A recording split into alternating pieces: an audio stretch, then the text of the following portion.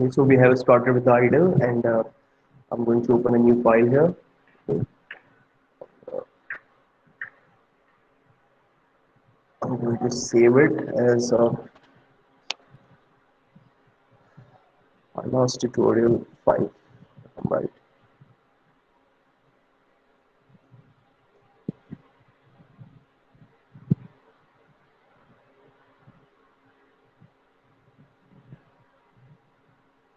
on Steve 6. Okay, so I'm going to save this file as pandas 6.py, and I'm going to import pandas as pd. If we need a numpy, we'll import numpy later. Okay, but for now, I'm importing this particular file only, and we are going to explore basic basic functionality of uh, data frame. Okay, we are going to start with this topic today, and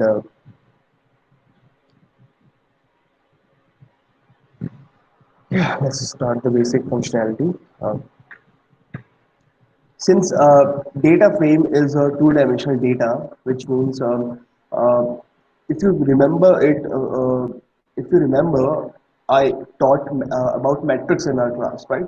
What is a matrix? A two-dimensional data. So a data frame is also kind of like a matrix. Okay, so if it is a matrix, then we should be able to transpose it as well, right? And metrics can be transposed uh, from row-wise values to column-wise values. I mean, the column can be converted into row, or the row can be converted into column, which and it totally depends on the way you look at it. So the basic functionality of data frame uh, uh, includes transpose as well, and there are two methods in which we can do transpose. Okay, so I'm going to take transpose here. Okay.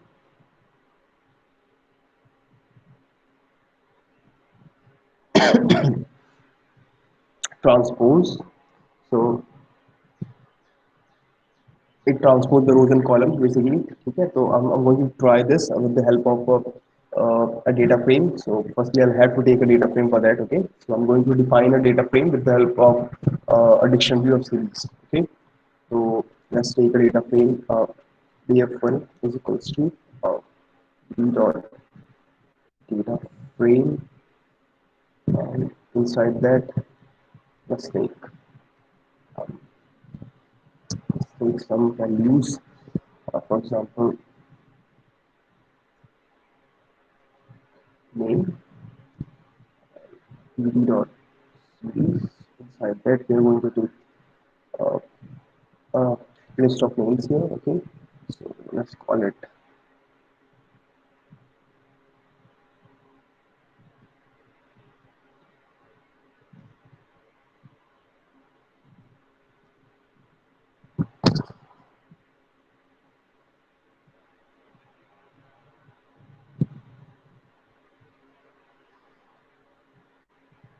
We have taken some names here, and beside this, we are going to take another.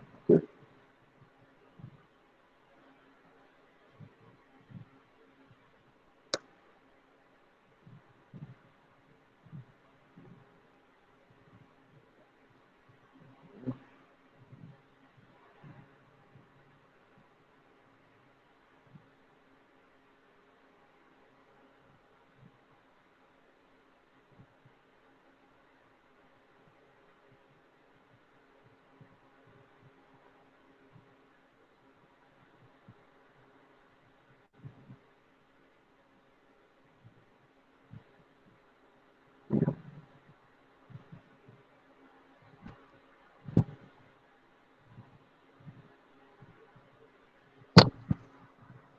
okay, so we have taken a data frame here. Okay, this is the data frame. Okay, I'm going to close this thing right here. Okay. So we have a data frame now, and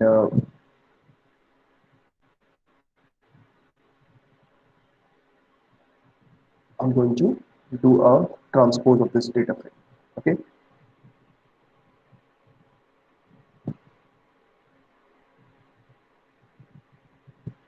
so when we will transpose this thing, or rows should turn into column and columns should turn into rows, right? We have not given any index here, okay?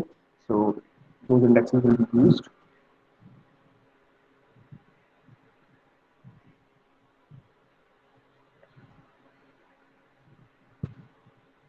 सबसे पहले df1 को print कर लेते हैं, ठीक है, just to have a look at it. What's wrong with it?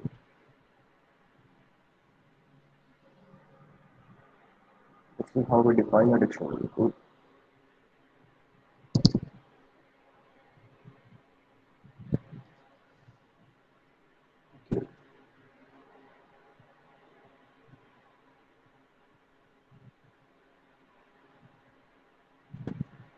Security bracket here as well, which I did not actually cut this thing out. T is equals to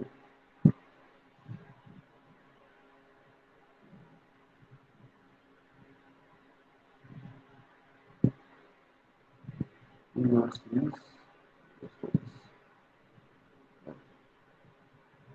Okay, multiple syntax errors. Multiple syntax errors.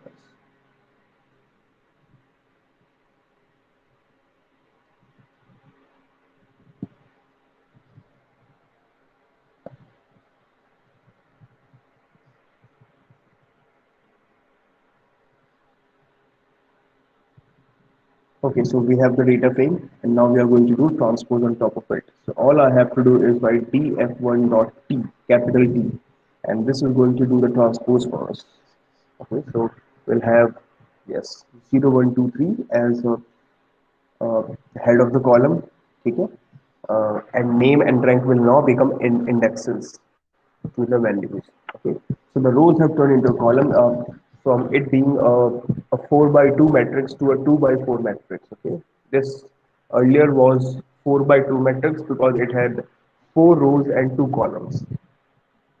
However, now it has 2 rows and 4 columns, hence a 2 by 4 matrix. So this is how transpose works. There is one another way through which we can do transpose in Python. Okay, I mean in pandas, but we'll have a look at it later on. Okay, there is a transpose method as well which can do it. I think we have seen that as well during when we were studying the basic Python. So there are two methods to transpose. Okay, the second one is access. Okay, second method is access. Okay, so what access does is it returns a list with the row access. Okay, yeah, we have the same thing in series as well. So it returns a list with the row access labels and the column access labels as the only members. Okay, so if you try to print df1 dot access, it's going to give us the labels. So we have the range index starts from 0 and ends at 4, which means 0 to 3, step of 1. And the index of columns is name and rank. So the column includes name and rank, while the rows include 0 to 3 values. So we have 0, 1, 2, 3 values, and name and rank is column headers, right? So it seems like it's true. It is true. Okay. The next is the D type. Okay.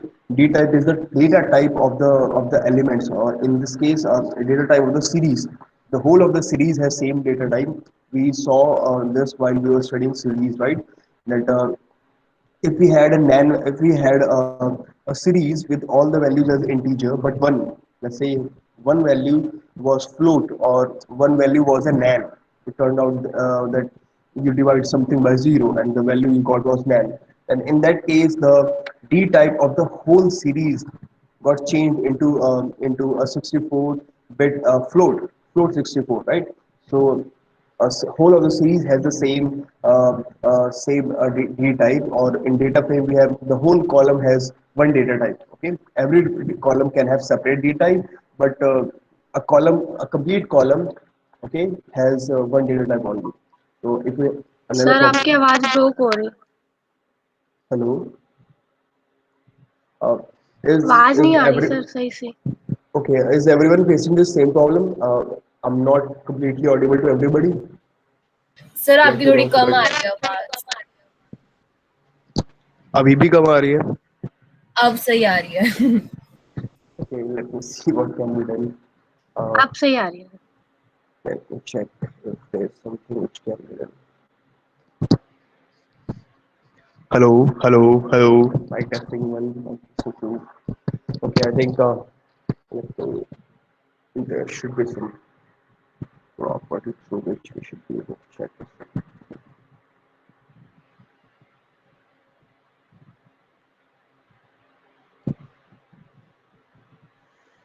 Okay, so I'm going to go with the green voice.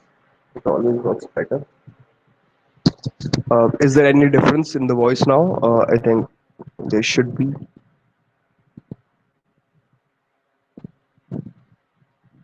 Is it more audible now than before, or is it still the same?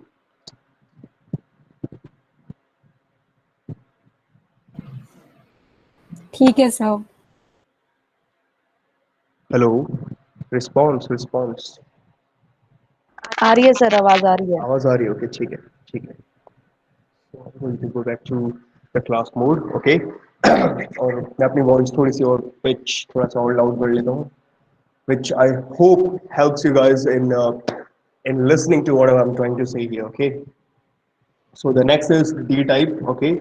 And D type may it will return the D type of each of the columns that we have, okay? So again, I'm going to use the same data frame that we have, and I'm going to print the D type itself alone, okay? So df1 dot D type, right? And I'm going to print this thing, so I'll have to take it into the print parenthesis print function, okay?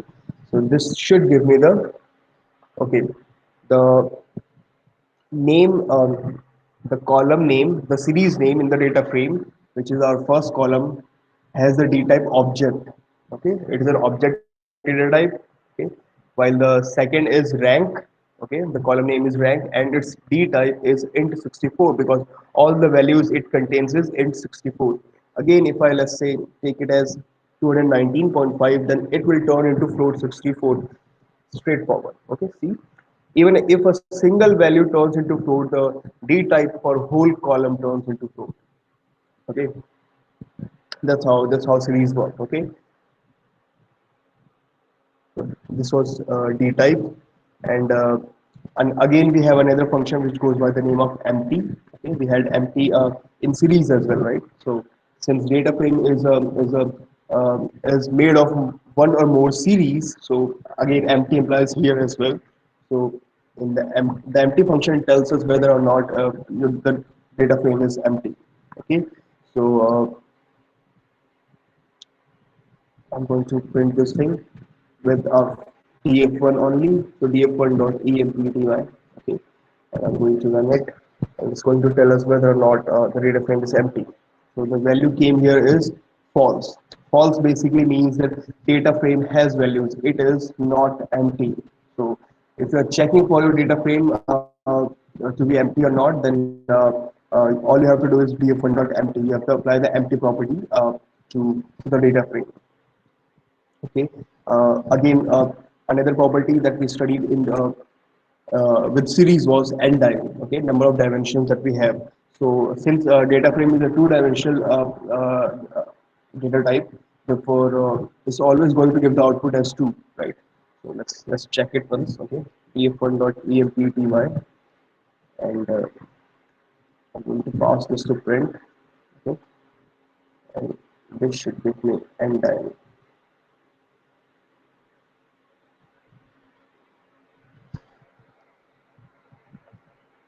Okay, so we have got the number of dimension equals to 2. Okay, so that's good for us. And the next property is the shape. Now, shape is sir, another property. Yes, yes, yes. ये हमने last class में किया नहीं था. We are doing it for data frame. Last time we did for series. Okay, so data frame also has these properties. Some of the properties work in the same way because data frame is made up of series, right? So, Okay. okay, some of the functions will be a bit different. I think head and tail we did there as well. Most of these are same because series data frame is made up of series. Okay, so we are just finishing with it as a topic for now.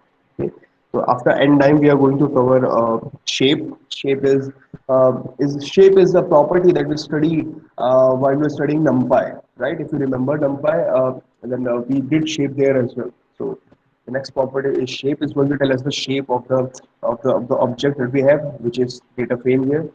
So I'm going to take df1 dot shape, and I'm going to run this thing, and this is going to give us the shape, which is 42.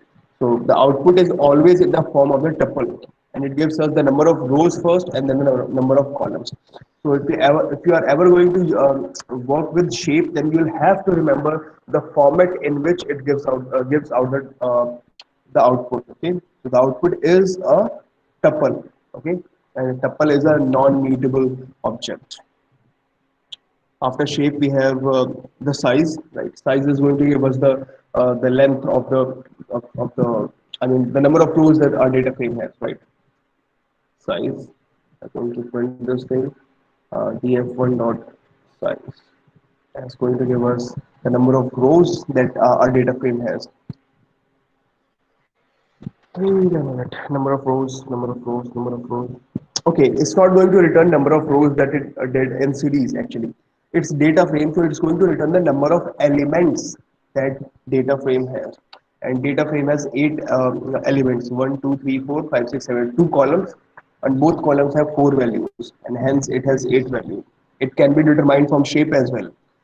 According to the shape that is given as output, if you multiply them, you'll get the size of the data frame. Okay, so size is a bit different from series for data frame. Okay, it's going to return the number of elements.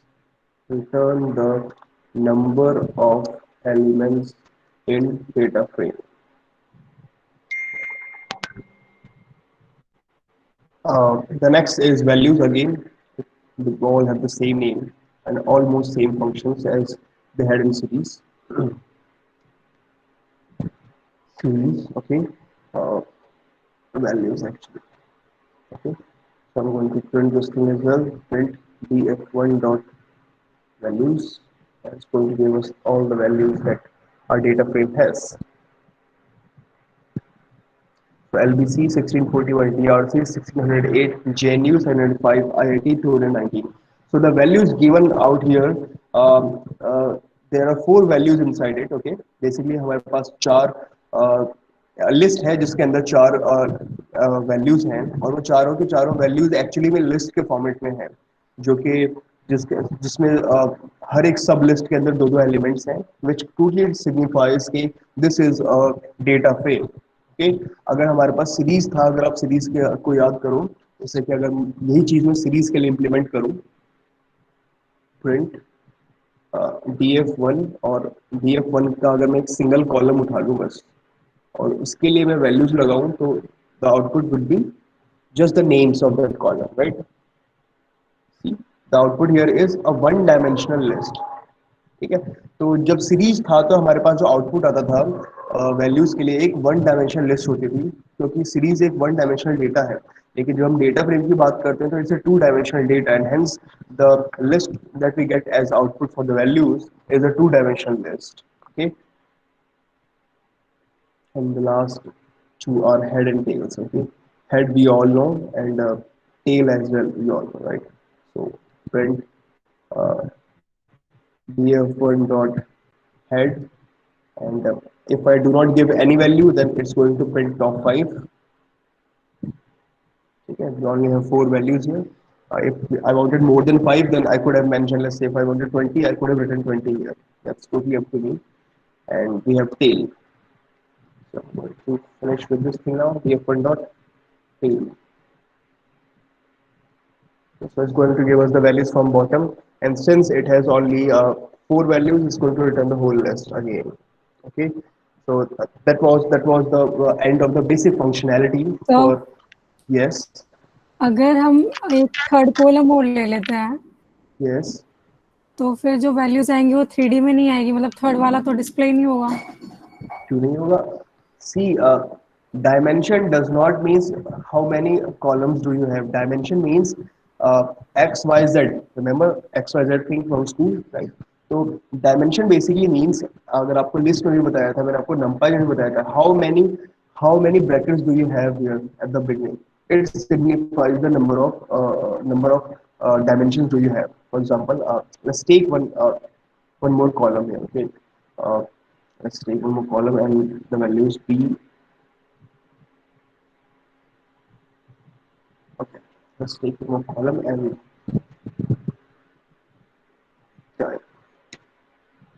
the series.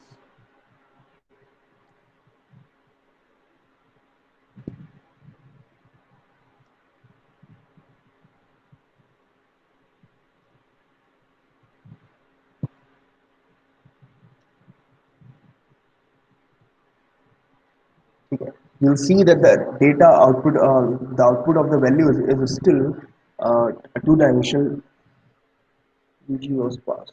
Oh yeah, I have to start this.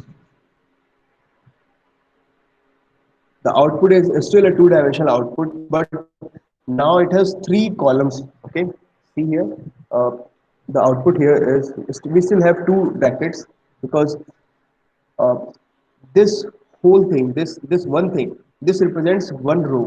Okay, this represents one हो row. गया sir, This आ गया। represents one row, right? Got the point? Okay. Okay, so that was basic functionalities of series and data frame. Series we did in the last class, data frame we did in this class, and now we are moving towards the statistics. Okay, basically descriptive statistics. So we are going to study a few of the common methods. We're starting with central tendencies because that's what mostly we have in descriptive statistics. Okay, so I'm going to take a new file here and I'm going to save. And we are going to study the implementation of these central tendencies in Python. Okay, in pandas. Okay, so I'm going to give the name as pandas cute uh, 7 for now. Okay, I'm going to save it like this, and we are going to start with the descriptive statistics. Can anybody tell me what does the central tendency mean? What is a central tendency?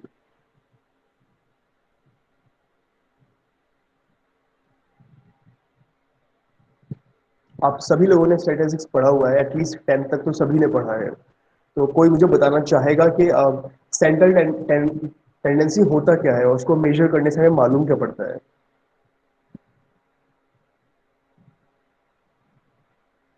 Mean medium निकालने के लिए होता है क्या? मतलब random mean numbers okay लेके बोलो।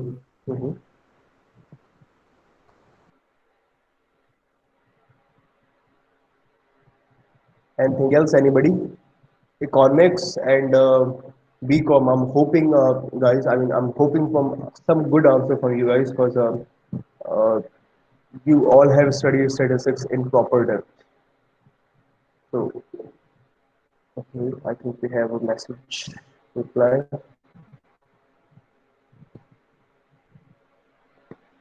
Center or location of distribution. That's right. The central tendency. It's a summary statistic. Okay, the central tendency tells us about the summary of our data that represents the center point or कि हमारे data का centre point क्या है, from where should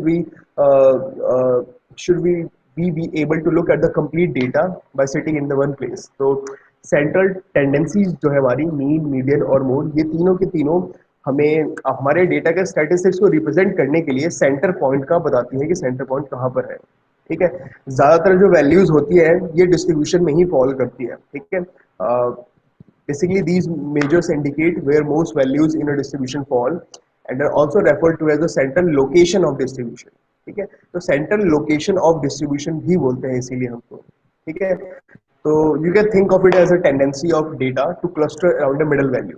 ज्यादातर होता क्या है कि अगर आप let's say there are 4 or 5 friends, okay, 4 or 5 लोग हैं जो कि friend है, so there is one particular person around whom the plan is, let's say you make a plan to go out and have some lunch or go for a movie. अगर आप 4-5 दोस्त हो तो भी आपके पास पांचों में से कोई एक पर्सन ऐसा जरूर होता है कि उसने अगर बोला है तो सभी अग्री कर जाते हैं काफी आसानी से। अगर उसके अलावा किसी और ने बोला होता है तो देयर इज सम चांस के there is a higher probability और there is at least more probability of the plan not happening at all, right? So that person is like a centre for the group. ठीक है, तो उसी तरीके से ये जो हमारे सेंटर टेंडेंसीज हैं ये हमारे सेंटर पॉइंट को डिस्क्राइब करते हैं जहां से पूरे डेटा को एक तरीके से देखा जा सके। और ऐसा माना जाता है और ऐसा देखा भी गया है कि ज़्यादातर जो डेटा होता है वो हमारे मीन के अराउंड ही डिस्ट्रीब्यूट होता है। अगर आपको याद हो तो मैंने आप लोगों को एक ग्राफ दिखाया था, नॉर्मल डिस्ट्रीब्यूशन का ग्राफ, राइट? तो let's have a look at the normal distribution graph for once more. Okay,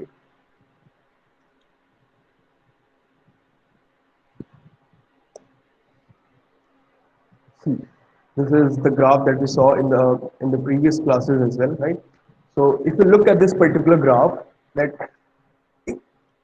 around 100, okay, if you look at the numbers before 100, we have 45 numbers before it. If we look at the numbers after 100, we have 45 numbers after it as well.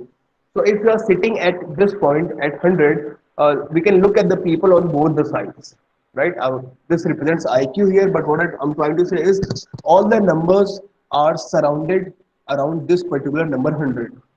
Okay, so that's what basically mean, median, and mode try to tell us. Okay, however, each of these measure the I mean mean, median, and mode. Each of these measure the location of the center point using their own different method. They have their own different method accordingly, and choosing the best measure of central tendency depends typically on the data that we have.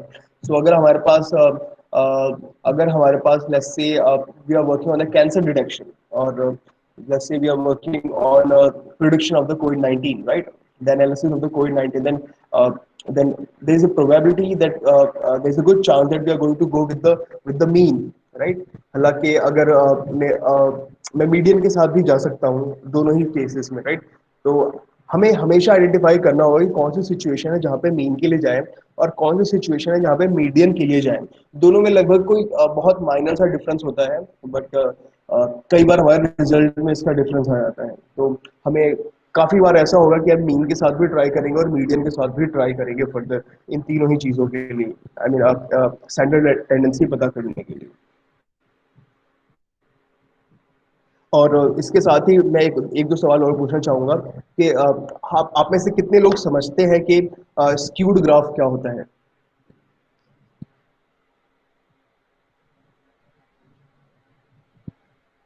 What is a skewed graph? SKEWED graph.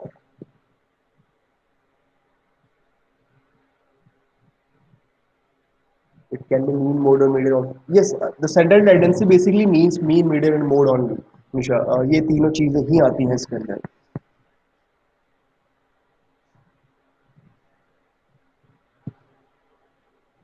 Okay, somebody answer to this question. What is a skewed graph? What is meant by a skewed graph?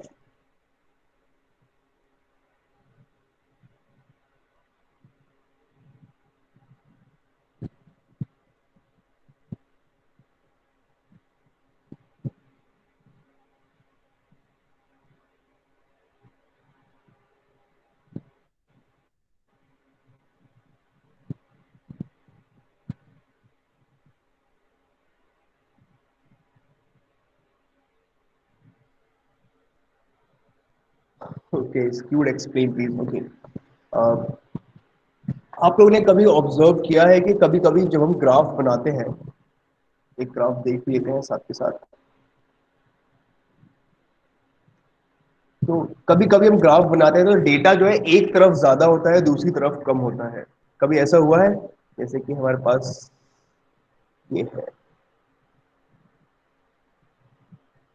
इसको देखते हैं, this figure is far more better.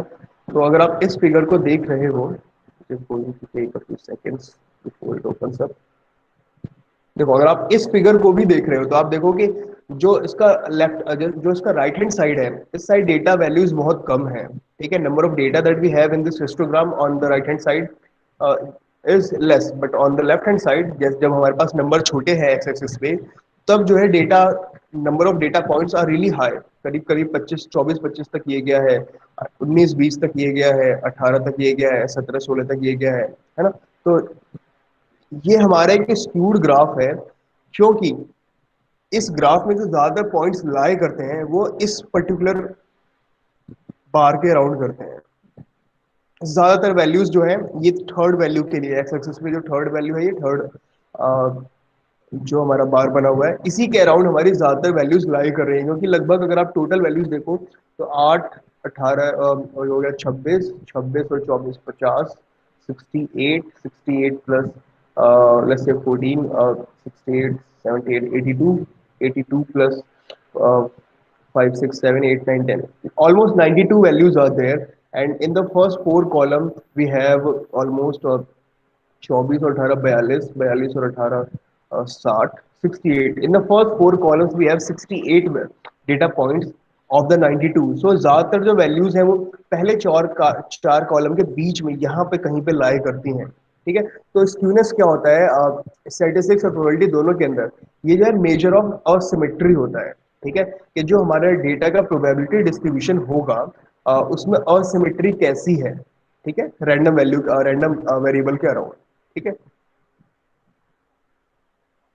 Okay, हम skewness वैसे पढ़ने वाले नहीं है in in detail to be honest, but मैं चाहता था कि आपको मालूम हो कि स्क्यूनेस क्या होता है। और जैसे कि आप ये डेटा देख रहे हो ना, तो इस डेटा के अकॉर्डिंग हम मीन लेंगे या मीडियन लेंगे या फिर मोड लेंगे, कौन सा सेंट्रल टेंडेंसी हम उठाने वाले हैं डेटा को मेजर करने के लिए, उसका उसका उसको बेसिकली डिस्क्राइब करने के लिए, उससे बेसिक चीज़ें समझने के लिए, वो टोटली डिपेंड करता है कि डेटा डिस्ट्रीब्यूटेड किस फॉर्मेट में है। क्या वो स्क्यूड है, क्या वो स्क्यूड नहीं है, उसके ऊपर डिपेंड करता है। क्या वो लॉन्ग टेल्ड है या फिर सिंपली स्क्यूड है।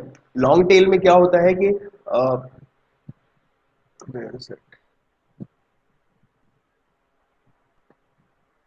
Long tail distribution,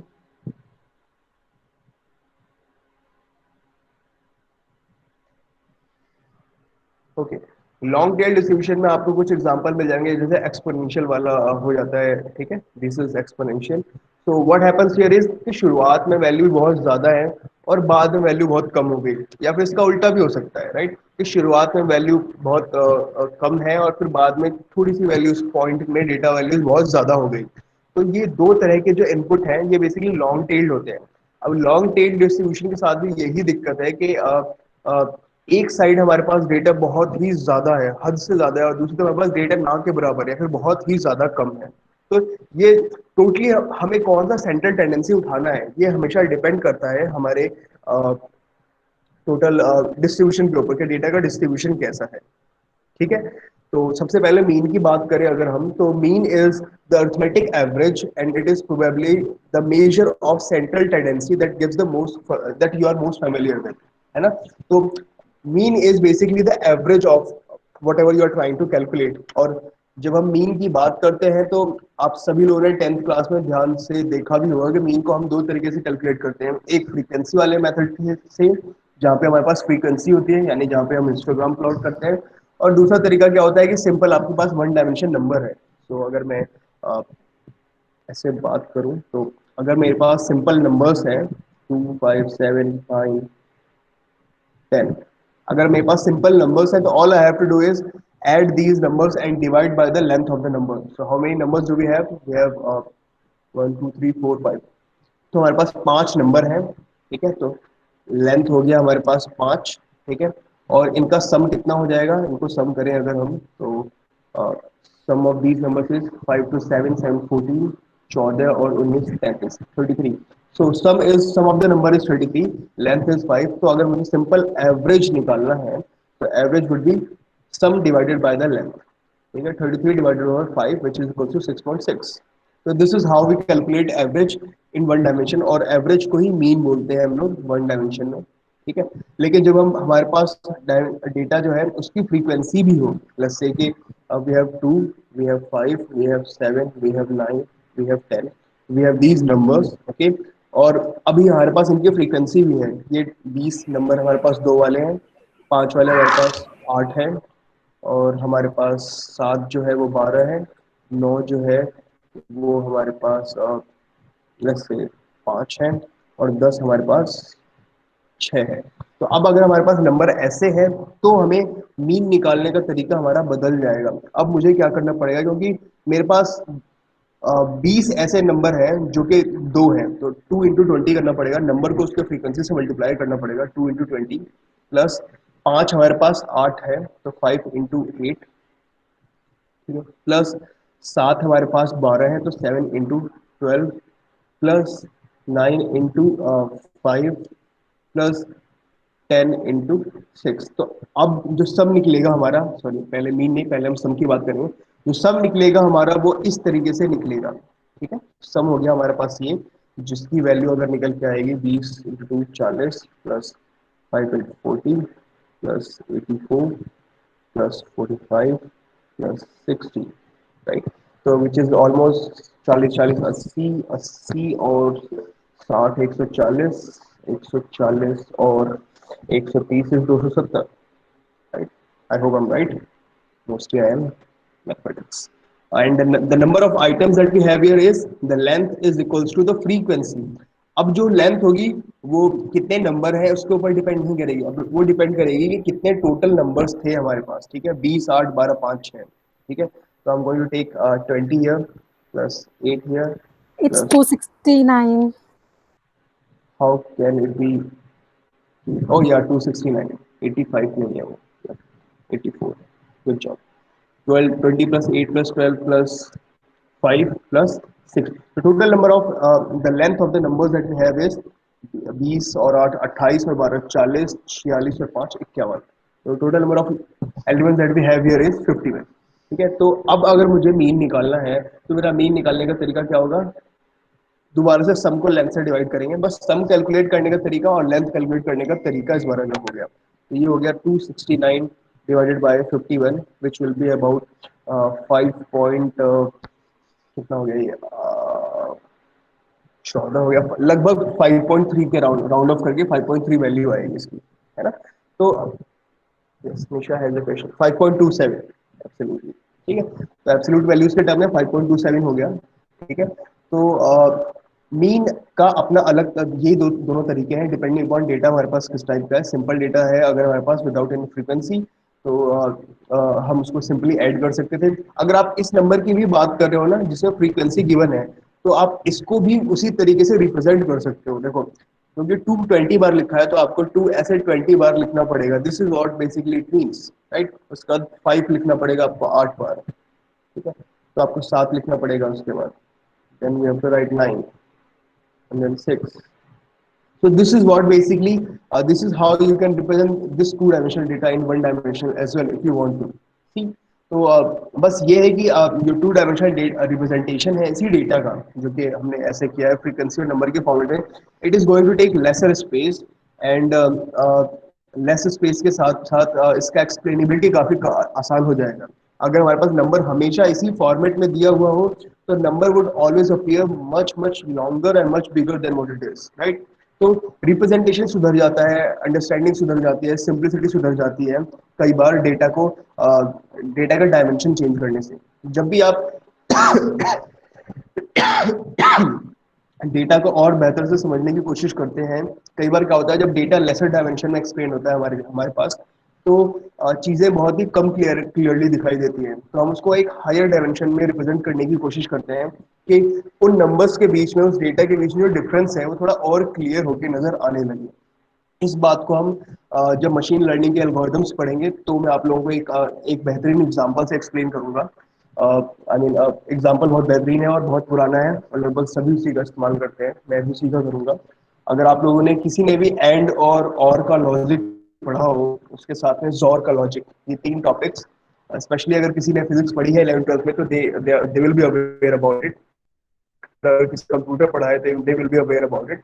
otherwise discrete mathematics अगर किसी ने पढ़ी है तो even they will be aware about it. बाकी अगर किसी को नहीं मालूम है तो will see it when will come to the topic.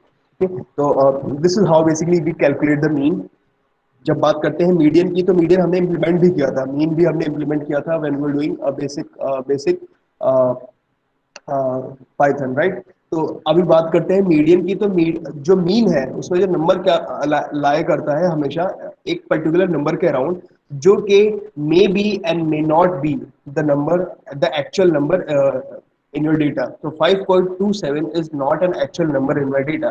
तो मुझे करना क्या होगा, depending upon how we can, इसको राउंड ऑफ करें अगर, तो राउंड ऑफ करूँ अगर मैं, ठीक है, अगर मैं राउंड ऑफ करता हूँ उसको टू इंटीजर नंबर, तो ये बेसिकली 5 हो जाएगा, राइट। तो अगर अगर मुझे अपने डेटा के अंदर मीन निकालने के बाद अगर कोई मीन नंबर लेके काम करना है, और लेट्स से कि मैं बस उसी नंबर के साथ ही काम कर सकता हूँ, तो this is the number that I am going to get as an output, ठीक है, 5 इंस्टेड ऑफ 5.27। लेकिन जब मैं मीडियन की बात करता हूँ, तो मीडियन में क्या होता है कि मीडियन में जो नंबर्स निकल के आते हैं ना, वो one of the input numbers ही होगा, डेटा में का ही कोई ना कोई एक नंबर होगा, ठीक है। तो अगर मैं वन डायमेंशनल डेटा की बात करूँ, फिर से सेम डेटा उठा लेते हैं, ठीक है। This is the one dimension data that we use for mean। तो 2 5 7 9 10। अब मीडियन कैलकुलेट करने का तरीका, मीडियन का मतलब होता है कि उस नंबर का पता लगाओ जो तुम्हारे सेंटर में हो, ठीक है। क्योंकि ज्यादातर डेटा नॉर्मली डिस्ट्रीब्यूटेड होता है, तो सेंटर में जो नंबर होता है वो लगभग वो डेटा नंबर होता है जो कि सबसे ज्यादा जिसकी फ्रीक्वेंसी हो। There is a really good probability कि सेंटर में जो नंबर है उसकी फ्रीक्वेंसी बहुत ज्यादा होने वाली है। तो मीडियन कैलकुलेट करने के लिए हम सेंटर वाला जो नंबर है उसका पता लगाने की कोशिश करते हैं। उसका सिंपल मेथड है, अगर हमारे पास टोटल जो लेंथ है हमारे पास, अगर ये ऑड है, ठीक है, इफ लेंथ इज ऑड, ठीक है, तो हम क्या करेंगे, लेंथ जो है हमारे पास, if length is odd then median is equals to, जो भी लेंथ है आपकी उसमें +1 करें, और उस टोटल नंबर को, ठीक है, उस टोटल नंबर को हम डिवाइड कर देंगे 2 से, राइट। अगर हमारे पास length, if length is even, then median की वैल्यू चेंज हो जाएगी हमारे पास, और ये हो जाएगा लेंथ डिवाइडेड बाय 2। ऐसा इसलिए है क्योंकि इवन नंबर 2 से डिविजिबल होता है, लेकिन ऑड नंबर 2 से डिविजिबल नहीं होता है, ठीक है। तो अगर हमारे पास लेंथ हमारे पास ऑड है, तो लेंथ +1 डिवाइड बाय 2 करना पड़ता है बेसिकली इसके लिए, ठीक है। तो let's have a look at this thing for once, okay. तो हमारे पास इसमें लेंथ कितनी है, 1 2 3 4 5, हमारा लेंथ क्या है, 5 है, ठीक है। तो और ये ऑड है, ठीक है, साथ में ये ऑड है, तो हमारा मीडियन कितना हो जाएगा, median will be equal to, okay. Even वाले में एक और कंडीशन ऐड होनी है, मुझे लगा था आप में से कोई ना कोई तो बोलेगा, पर अभी तक कोई बोला नहीं है। तो आप में से ही कोई बताएगा कि इवन वाले कंडीशन के लिए एक और जो चेंज होना है या ऐड होना है वो क्या होने वाला है, ठीक है। तो yeah, length +1 divided by 2 5, so it will be 5 plus 1, and the total number will be divided by 2, which is equals to 6 divided by 2, which is equals to 3। तो हमें मालूम पड़ा कि जो मीडियन है बेसिकली वो, एक सेकेंड, नो, वो थर्ड, हाँ, वो थर्ड एलिमेंट है, ठीक है। तो हमारा थर्ड एलिमेंट कौन सा है, बेसिकली 7th है। तो third element is our median, ठीक है, in this case. However, let's say कि नंबर इज इवन, ठीक है। अगर हमारे पास नंबर इवन होता, यानी कि अगर मैं इस डेटा में एक और नंबर ऐड कर दूँ अब, ठीक है, 2 5 7 9 10 12 ऐड कर दूँ इसके साथ में, तो मेरा ये कंडीशन जो है ये अभी इनकम्प्लीट है। इसको कंप्लीट कौन करना चाहेगा, any one of you? Yes, Komal, I know many of you are aware about this basic, but we have some students who are not aware about the basic. So I'm just going through from the zero, right? The condition for this course was that all you need to know is that you want to do this course. तो हमें basic से ही शुरू करना है। I know you are aware about it, धीरे धीरे अभी implement करेंगे तो I mean everybody will be covered with it, okay. So we have this, and even के लिए कंडीशन दूसरी कौन बताना चाहेगा, that's what I was asking from you guys, I hope no reply। Even के लिए होता है, यस यस मानसी बोलो। जो मिडिल की दो वैल्यूज आएगी उन दोनों को ऐड करके डिवाइड बाय 2। बिल्कुल। तो एक और कंडीशन इसमें क्या आती है, लेंथ डिवाइड बाय 2 प्लस 1। तो इसके अंदर हमें ये करना पड़ता है टोटल, ठीक है। इससे हमारी दूसरी वैल्यू निकल के आती है और फिर हमें इस टोटल को 2 से डिवाइड करना होता है, तब जाके हमारी मीडियन निकल के आता है इवन में। तो जो हमारे पास इवन होगा उस पॉइंट ऑफ टाइम पे the number could be a little different, right. तो let's have a look at it even conditions के लिए। तो लेंथ अभी हमारे पास 6 है, ये इवन नंबर है बेसिकली, और मीडियन होगा हमारा इस बार, लेंथ कितनी है 6, तो 6 प्लस 1, ठीक है, सॉरी 6 डिवाइड बाई 2, ये हमारा पहला हिस्सा है, प्लस 6 डिवाइड बाई 2 प्लस 1, ठीक है। तो 6 डिवाइड बाई 2 को पहले ब्रैकेट में करना होगा हमें, राइट, और 6 डिवाइड बाई 2 प्लस 1 ऐसे अगेन, और इस नंबर को हमने 2 से डिवाइड किया, right. I'm going to put this into bracket as well, ठीक है। और अब इस टोटल नंबर को, ठीक है, हम 2 से डिवाइड करेंगे, तब जाके हमारा मीडियन निकल के आएगा, ठीक है। तो इसको हम ऐसे अब देख सकते हैं, 6 डिवाइड बाई 2 इज 3, ठीक है। तो फिर 3 प्लस, ठीक है, 3 प्लस 6 डिवाइडेड बाई 2, यहाँ पे 3, 3 प्लस 1 इज 4, तो ये हो गया total this, and total number divided by 2 which is equals to 7 divided by 2. Well, wait a second. 6 plus 2, 3, 3 plus 3.5. ये क्या हुआ, ऐसे नहीं होना चाहिए। सब नंबर्स ऐड होते हैं ना इसमें, 7 प्लस 9 करेंगे plus no, bye bye. Sir numbers add होते हैं ना, पर 7 प्लस 9 करेंगे ना। एक सेकेंड रुको। नंबर थर्ड एंड फोर्थ, ठीक है, या बिल्कुल बिल्कुल बिल्कुल यार, राइट, मिस रिपोर्ट, ठीक है। तो हमारे पास थर्ड और फोर्थ एलिमेंट मिल गया है, this is the third element, third element plus fourth element, third element and fourth element मिल गया हमें, उसको हम 2 से डिवाइड करेंगे फर्दर और हमें आंसर मिल जाएगा, ठीक है। थर्ड एलिमेंट हमारे पास 7 है, फोर्थ एलिमेंट हमारे पास 9 है, ठीक है। तो 7 प्लस 9 डिवाइड बाई 2, इसको ब्रैकेट में पास करना पड़ेगा। 7 plus 9 is 16, 16 divided by 2 which is equals to 8, and we have got a median which is equals to 8। तो जो इवन वाला कंडीशन है बेसिकली, इसमें जो हमारा मीडियन निकल के आएगा, it may and may not be a number within your list, अब number within your data, ठीक है। लेकिन जो ऑड वाला है उसमें आपका जो नंबर निकल के आता है which is the median value, it is always a number which is existing with in your number, ठीक है। ये हो गया हमारे पास मीडियन।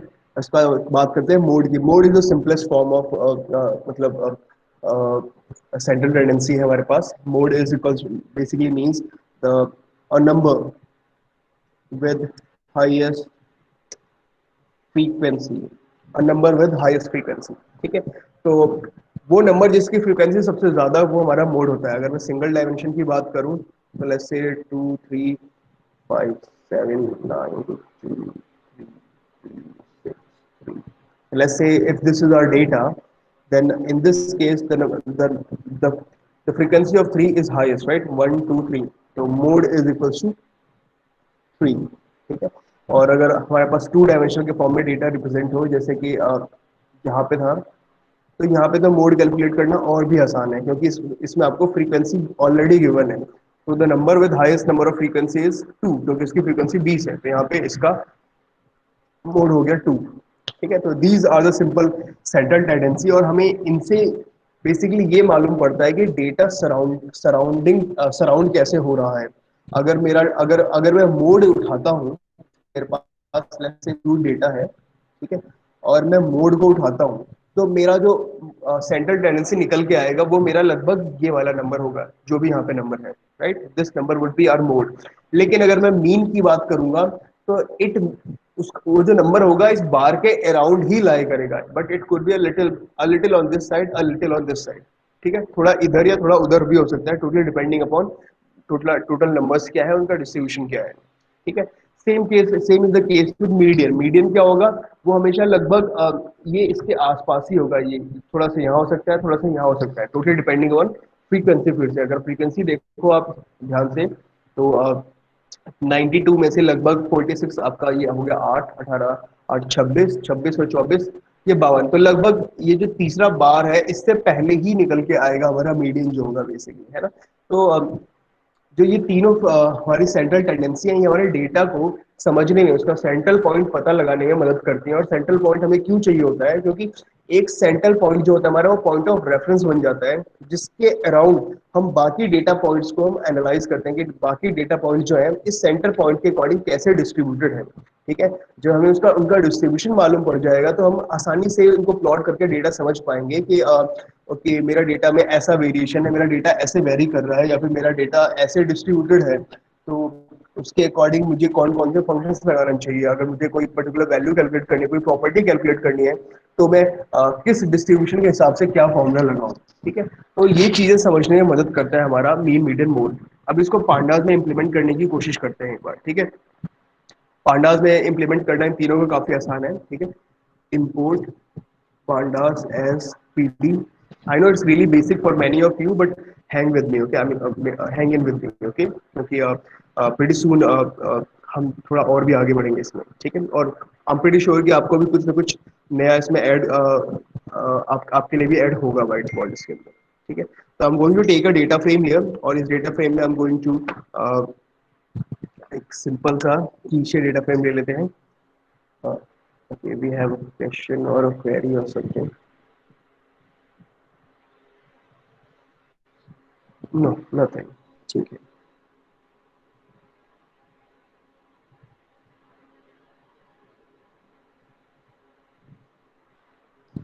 ठीक है, तो हम going to take a dictionary first. इस डिक्शनरी के अंदर मैंने पहला कॉलम लिया है नेम। ठीक है, दूसरा कॉलम लिया है मैंने इसके अंदर एज, और तीसरा कॉलम ले लेते हैं इसके अंदर लेट्स से सैलरी ले लिया हमने, राइट, वही पुराने फॉर्मेट का डेटा। ठीक है, तो लेट्स से वी हैव नेम में हमारे पास कुछ नाम रख ले लेते हैं इसमें।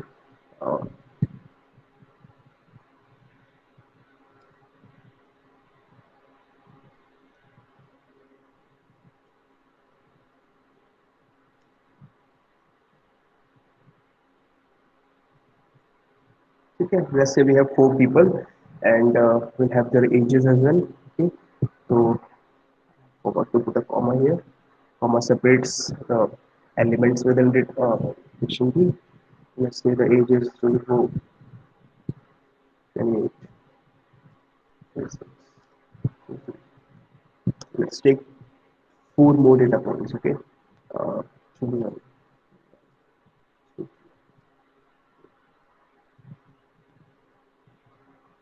So I'm going to take 4 more names here. Uh,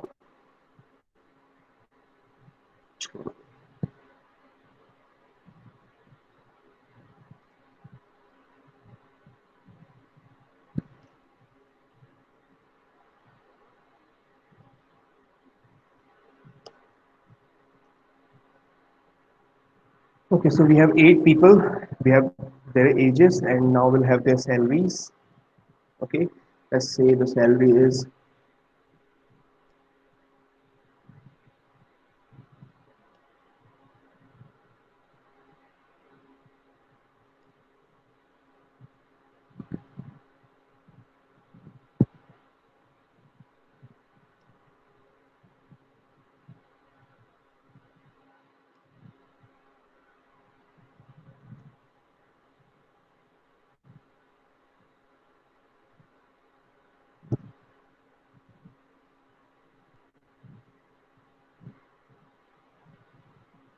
okay. So let's say this is our data, and I'm going to create a data frame with it now. So df1 is equals to pd dot data frame. Okay, I'm going to pass d to this thing. Let's have a look at our data once. df1 comma is missing. Comma is missing. Sir print की spelling भी गलत है। First we tried. Most Okay, so we have a data. We have 8 data rows inside it and 3 columns with the names, name, age, and salary. And now we are going to calculate the central tendencies for these 3 things. Okay, and accordingly we'll try to see कि मतलब ये कैसे distributed है. ठीक है. इसमें बाकी properties भी देखने की कोशिश करेंगे, समझने की कोशिश करेंगे थोड़ा थोड़ा. ठीक है. तो सिंपलेस्ट तरीका है, अगर आपको सिंपल सम निकालना है, ठीक है, तो मीन मीडियन मोड के अलावा भी कुछ और सिंपल प्रॉपर्टीज हैं, जैसे कि सम हो गया. ठीक है. तो अगर मुझे किसी भी रो का सम कैलकुलेट करना है, ठीक है, सबसे पहली सिंपल चीज कि टोटल पैसा, जैसे कि मैं अगर मैं कंपनी का वो पर्सन हूँ जो कि इनको सैलरी पे कर रहा है, तो I would like to know कि मैं टोटल कितना पैसा दे रहा हूँ. तो उसके लिए सम निकालना जरूरी है. तो सम निकालने के लिए जैसे कि मैं एज का सम पता लगाना is not that much of a useful thing, but salary का सम पता लगाना इस केस में is quite a useful thing. तो मैं सैलरी का सम निकालने की कोशिश करूंगा यहाँ पे. ठीक है. तो आई हैव DF1 और मैं सैलरी कॉलम उठाना चाहता हूँ, तो मैंने उठाया SALARY. ठीक है. I have taken this one particular column जो कि अब ये सीरीज की तरफ बिहेव करेगा, और इसका मैंने आगे सम फंक्शन लगा दिया. ठीक है. तो अब मैं इसको प्रिंट कर दूंगा. तो this is going to print sum of salary that is being paid to all the members. See, Python is a case sensitive language, so small s is not equal to capital S and it will give us the error. ठीक है. तो हमारे पास salary निकल के आ गई कि 3,07,000 रुपये हम टोटल सैलरी में पे कर रहे हैं. I am going to add sum salary here. ठीक है. And I'm going to put a comma here according to the syntax. ठीक है. So this is the way it is. उसके बाद हम पता लगाने की कोशिश करते हैं सम के अलावा प्लस से और क्या पता लगाए हमने.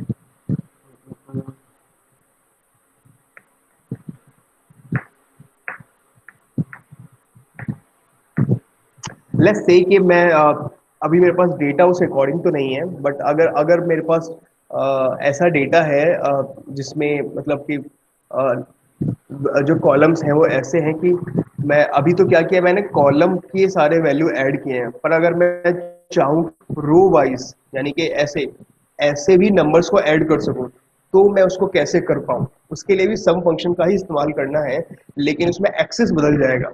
बाय डिफॉल्ट एक्सेस क्या होता है, जीरो होता है. जीरो एक्सेस करना होता है कि हम जो हमारे पास क्या बोलते हैं इसको, जो कॉलम्स हैं, हम ये जो पर्टिकुलर 24, 28, 26 ऐसे हैं, हम वैल्यूज को ऐसे ऐड कर रहे हैं. लेकिन अगर हमारे पास अगर हमें एक्सेस दूसरे एक्सेस के लिए अगर मुझे यही सेम काम करना है, तो मैं सम के अंदर एक एक्सेस पास कर दूंगा कि एक्सेस नंबर 1 का इस्तेमाल करो. एक्सेस इज इक्वल्स टू 1 या फिर 1 में सिंपल पास कर सकता हूँ, और यही चीज़ मेरे लिए बदल जाएगी. ठीक है. तो I am going to sum of salary के बजाय sum of each row. Sir ठीक है. यस. सर हम इसमें ऐसे भी पता कर सकते, जैसे हम पहले करते थे कि सपोज अगर हमें उनका सम चाहिए जिनकी सैलरी अबाउट 12,000 है, राइट. ऐसे हम कर सकते हैं. बिल्कुल हम ऐसा कर सकते हैं. और इसके लिए आप लोगों को याद है तो नंपाई है, मैंने एक तरीका पढ़ाया था बूलियन सिलेक्शन, याद है, जिसमें एक कंडीशन लगाते थे और ट्रू फॉल्स. तो सेम तरीका आप यहाँ पे भी अपना सकते हो. बिल्कुल बिल्कुल. तो वही चीज़ें यहाँ पे अप्लाई होंगी, और हम इसको थोड़ा और आगे आगे जब हम बढ़ेंगे तो हम इसको देखेंगे भी. ठीक है. Will see this thing at some point of time, but अभी के लिए हम इसी को कर रहे हैं. ठीक है. और मैं चाहूंगा कि तब तक आप डम्पाई का इस्तेमाल करके ट्राई भी करो इस चीज़ को. ठीक है. ओके. तो अब मैंने एक्सेस 1 पे ऐड किया है, तो अब एक्सेस 1 पे ऐड करने का मतलब क्या है कि इस रो में जितने भी नंबर्स हैं उनका सम निकाल दो. तो लेट्स से कि अब मैं यहाँ पे सम निकाल रहा हूँ, तो कुछ ऐसे हो गया 30,07,000 panda. Access named one for object type pandas.4.series. Okay, I have taken df1 dot salary here. I had to take the complete df1 here, right? That was a mistake, and this should solve it. Okay.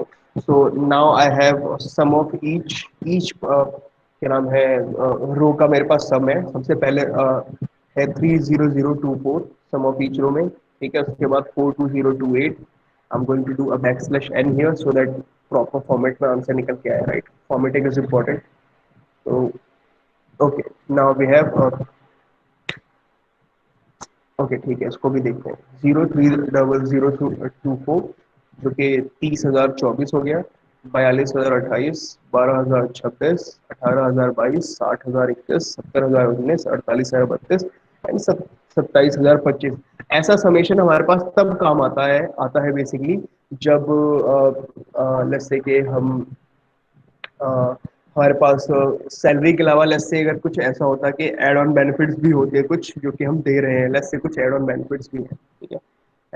Add on benefit, ठीक है, I am going to write it as without any gap, that makes life easy, right, always. तो let's say कि add on benefit में 2,000 इसको मिल रहे हैं, 5,000 इसको मिल रहा है, 1,000 इसको मिल रहा है, इसको 500 ही मिल रहा है, किसी को 2,500 मिल रहा है, किसी और को भी 2,000 मिल रहा है, किसी और को भी 5,000 मिल रहा है एंड किसी को 1,500 मिल रहा है। लेट्स से कुछ ऐसा है एड ऑन बेनिफिट वाला केस हमारे पास। तो अब क्या है, इसमें एज तो मैटर नहीं करता, लेकिन हम इसको सिलेक्ट कर सकते हैं यहाँ से एज, सॉरी एज नहीं, सैलरी, सैलरी एंड हमारे पास दूसरा कॉलम क्या है, हमारे पास दूसरा कॉलम है एड ऑन बेनिफिट, ठीक है। इसको शायद एक और ब्रैकेट में पास करना है, yes, एक और ब्रैकेट में पास करना है।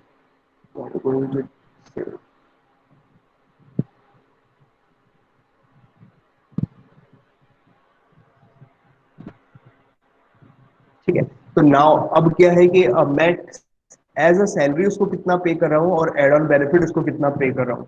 अब मुझे इसका टोटल आइडिया है, दिस मेक्स मोर सेंस कि एज को ऐड कर रहे थे हम वहां पर। तो अगर हमें हमारा डेटा ऐसा है कि हमें रो वाइज वैल्यू भी ऐड करके चाहिए और कॉलम वाइज वैल्यू भी ऐड होके चाहिए, मतलब अगर किसी चीज का पता लगाना है मुझे, तो हम इन दोनों चीजों का पता लगा सकते हैं यूजिंग सम फंक्शन, जो कि बाय डिफॉल्ट जिसका एक्सेस 0 है, ठीक है। और अगर आप रो वाइज इसको ऐड करना चाहते हो तो आप इसका एक्सेस 1 सेट कर दोगे, ठीक है। स्टैंडर्ड डेविएशन अभी मैंने आप लोगों को पढ़ाया नहीं है, बट ठीक है, आप स्टैंडर्ड डेविएशन जो मैं पढ़ाऊंगा अभी थोड़ी देर में, तो उसके बाद उसको करेंगे। उसके अलावा अभी हम क्या कर सकते हैं, हमें हमारे पास एक फंक्शन होता है काउंट, ठीक है। तो हम उस काउंट फंक्शन का भी इस्तेमाल देख लेते हैं। काउंट फंक्शन बेसिकली क्या करता है कि नॉन नंबर ऑब्जर्वेशन हमारे पास कितनी है, टोटल नॉन नल वैल्यूज हमारे पास कितनी है, उनका सम निकाल के उनका उनका सम निकाल के बता देगा, ठीक है। तो I am going to use count here now, ठीक है। तो df1.count, okay, and I'm going to print this thing,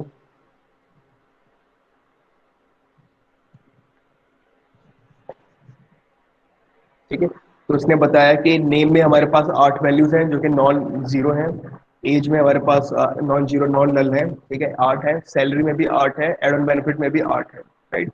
अगर मैं इनमें से एक एक के लिए भी वैल्यू कम कर दूं, वैसे तो एरर देने लग जाएगा, बट अगर मैं एक के लिए भी वैल्यू कम कर दूं तो इसका काउंट चेंज हो जाएगा, और जो कि हमें बताएगा कि okay there is something which is missing in our data. हालांकि उसको पता लगाने का एक और तरीका है, पर count could be another way जिसके थ्रू हम पता लगा सकते हैं इस चीज को, ठीक है। तो ये हो जा रहा है हमारे पास काउंट फंक्शन। इसके अलावा हमारे पास मीन, मीडियन और मोड, ये तीनों फंक्शन जो कि हमारे पास पहले भी अवेलेबल थे, वो फंक्शन हमारे पास अभी भी अवेलेबल है, ठीक है। तो हम गोइंग टू गो विद, अब देखते हैं मीन का सिंपल मीन कैसे कैलकुलेट होता है, ठीक है।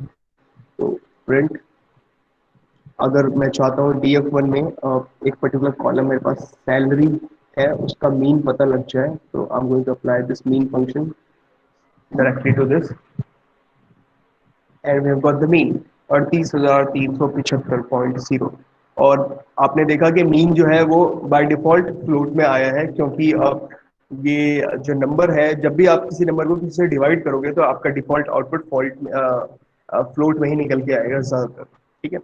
उसके बाद लेट्स से आप पूरी पूरी उसके लिए ही निकालना चाहते हो, क्या होते हैं डेटा फ्रेम के लिए, तो you can go ahead with df1 dot mean, right,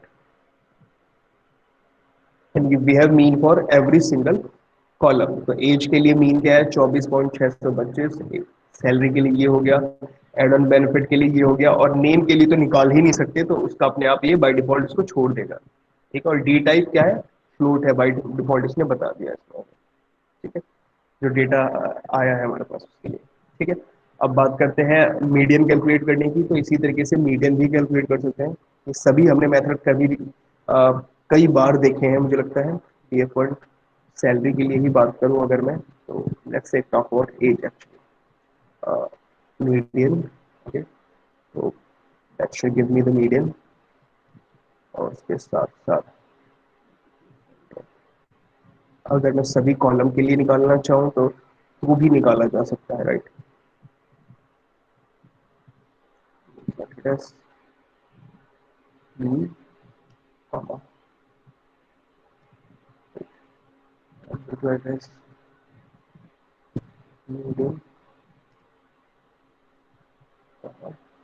Similarly again, sorry,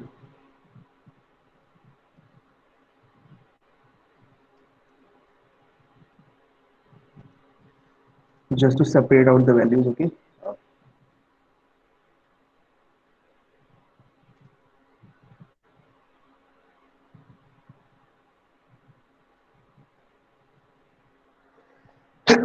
Sorry, that's so sorry.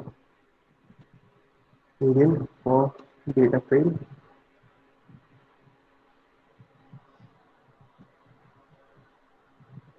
and this should give us the median for the data, full data frame. Salary के लिए median आपका 36,000 आया है, add on benefit के लिए 2,000 आया है, और एज के लिए 24.5 आया हुआ है। इसी तरीके से हम मोड भी कैलकुलेट कर सकते हैं। ठीक है,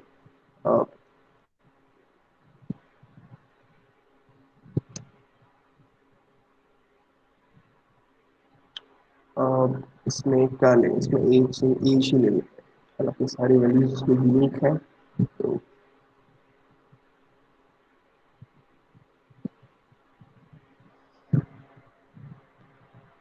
ओके, तो मोड में हमारे पास कोई भी ऐसा सिंगल नंबर नहीं है जो कि यूनिक है, तो सभी नंबर मेरा मोड की तरह ही काम करेंगे, क्योंकि सभी नंबर की फ्रीक्वेंसी 1 है। ठीक है, तो ये पूरे पूरे डेटा फ्रेम के लिए अप्लाई कर लेते हैं। ठीक है, और df1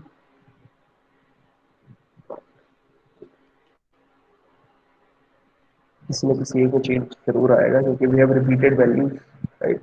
तो एड ऑन बेनिफिट के लिए जब हमने बात किया तो हमारे पास उसके मोड में 2000 और 5000 आया है, क्योंकि दोनों की फ्रीक्वेंसी 2 है। ठीक है, बाकी किसी के लिए नहीं आया। ठीक है, तो हमारे पास मीन, मीडियन और मोड, ये तीनों आउटपुट आ चुके हैं। ठीक है, इसके अलावा अब बात करते हैं वेरिएबिलिटी। ठीक है, अभी तक जो हमने बात किया वो सिंपल सेंट्रल टेंडेंसी की बात की है, और हमने डेटा को का सेंटर पता लगाने का काम किया है। ठीक है, डेटा का सेंटर पता लगाना अभी। सर यस, सर हम मोड में ऐसे भी काउंट कर सकते हैं कि जैसे जो हमने नेम वाला कॉलम लिया उसके अंदर ए कितनी बारी रिपीटेड है। या बिल्कुल, आप उसको स्ट्रिंग उठाओगे, अच्छा नहीं नहीं नहीं, आप एज अ डेटा फ्रेम बोल रहे हो उसको, कि नेम यस वाले। Sir, as a data frame. हाँ, देखो, आप अगर ध्यान से देखो तो मोड की वैल्यू ना आपकी इसके लिए भी आया हुआ है। ध्यान से देखो, आपका जो मोड का वैल्यू है वो सिर्फ और सिर्फ क्या नाम है, नेम वाला कॉलम है, उसके लिए सिर्फ मोड कैलकुलेट हुआ है, मीन और मीडियन कैलकुलेट नहीं हुआ है। क्यों? क्योंकि मोड का मतलब यह है कि कौन सी ऐसी डेटा है जो बार बार रिपीट हो रहा है। ठीक है, तो ये हम मोड कैलकुलेट कर सकते हैं नेम वाले कॉलम के लिए, मीन और मीडियन नहीं। Okay sir. और आप एक पर्टिकुलर नाम के अंदर पता लगाना चाहते हो, तो आपको जो आपका जो नाम है, जैसे हमने यहाँ पे आकांक्षा लिखा हुआ है, तो वो आपको एज अ स्ट्रिंग उठाओगे, और फिर आप उसके अंदर पता लगाओगे कौन सा पर्टिकुलर है, आई मीन लेटर है जो कि ज्यादा है। लेकिन फिर उस स्ट्रिंग को आपको रिप्रेजेंट करना पड़ेगा इस फॉर्मेट में, जैसे हमने यहाँ पे सीरीज में किया हुआ है। तो ए अलग, के अलग, ए अलग, एन अलग, के अलग, एस एच अलग, और ए अलग फिर से, तभी आप उसको उस सर तरीके ये से। सर ये हमें ऐसे काउंट करके बता सकता है कि जो नेम वाला है उसके अंदर ए कितने टाइम्स है। सभी मतलब सभी नाम्स को मिला करके। हाँ सर, सभी को मिला के। Okay, that's interesting actually, but उसके लिए हमें थोड़ा सा इम्प्रोवाइज करना पड़ेगा, एक्चुअली डायरेक्टली नहीं बता पाएगा हमें। जो मोड है वो डायरेक्टली हमें ए के लिए नहीं बताएगा कि ए लेटर कितनी बार आया है इसमें, डायरेक्टली मोड ऐसे नहीं बताएगा, क्योंकि आप जो बोल रहे हो ए, जो बोल रहे हो ए क्या है, हर एक एलिमेंट का सब एलिमेंट है ए, है ना, हर एक single element, Akanksha is one element, है ना, और उसका सब एलिमेंट क्या है, capital A small A K H S H, right. Similarly Akash एक एलिमेंट है, उसका सब एलिमेंट क्या है, ए के ए एस एच।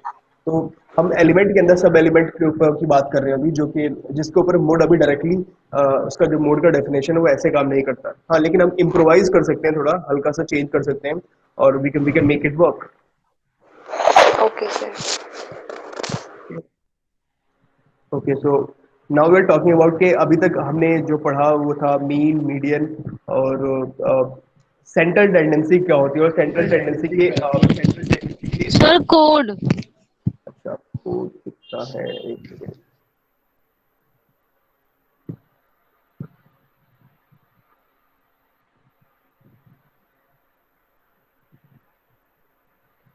ठीक है, तो सेंट्रल टेंडेंसी टेंडेंसी तक तो हम पहुंच गए कि सेंट्रल पॉइंट क्या है मेरा डेटा सेट का, या फिर मेरा पर्टिकुलर कॉलम का, या फिर डेटा की बात कर लेते हैं कि डेटा का मेरा सेंटर पॉइंट क्या है। एक बार मुझे ये मालूम पड़ जाए तो मैं बाकी प्रॉपर्टी एक्सप्लोर करना शुरू करूँ, है ना। तो अब हमने डेटा के सेंटर पॉइंट पे पहुंच तो गए हैं, पर अब मुझे यहाँ से चीजें और पता लगानी होगी।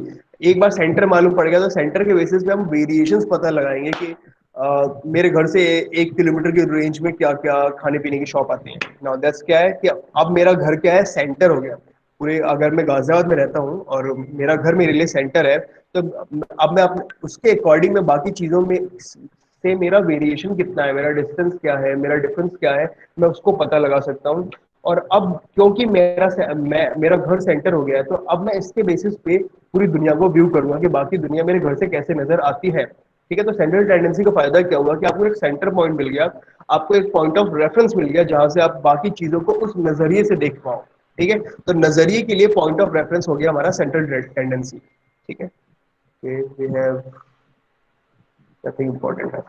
ठीक है, तो सेंट्रल टेंडेंसी ने इतना काम कर दिया कि हमें नजरिया कहाँ कहाँ से हमें नजरिया लाना है, किस नजरिए से हमें देखना है डेटा को, वो हमें मिल गया है। अब हमें नजरिया मिल गया है तो हम देखना क्या क्या चाहते हैं, अब हम उसके ऊपर काम करेंगे। तो सबसे पहला चीज है जो देखने वाला है वो है वेरिएबिलिटी, कि हमारे डेटा में वेरिएशंस कैसे आ रहे हैं around that particular central tendency. जो हमने सेंट्रल टेंडेंसी ढूंढा है, पॉइंट ऑफ सेंटर ढूंढा है, वहां से वेरिएशंस कैसा है। जैसे कि मैंने अभी बोला कि अगर मेरा घर सेंटर है तो कौन कौन से जो जो पिज्जा स्टोर हैं जो कि मेरे एक घर से 1 किलोमीटर की रेंज में है।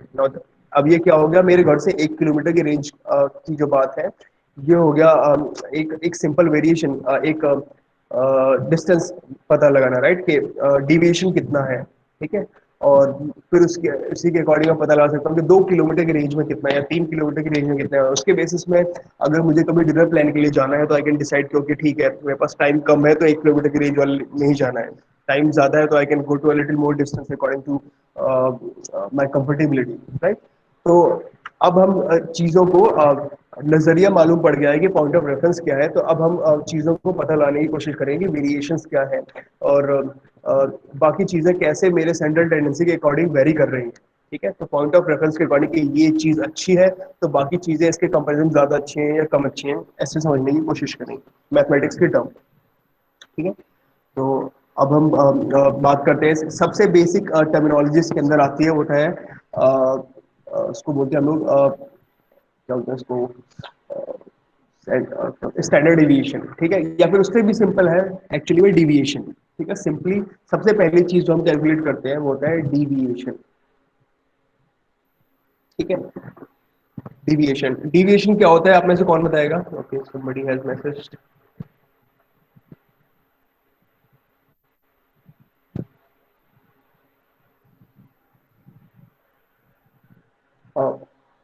डिविएशन क्या होता है कौन बताएगा? It's a simple mathematic term.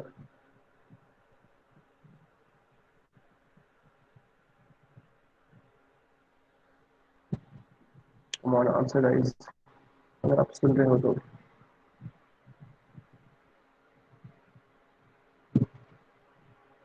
Okay, okay, we don't have a lot of time to waste, so I'm going to go sir and जो हमने जो भी हमने मीन या मीडियन कैलकुलेट किया है वो हमारा एक्चुअल वैल्यू से कितना डेविएट कर रहा है, एक्चुअल वैल्यू से वो कितना डिफर आ रहा है। ठीक है, दैट्स गुड।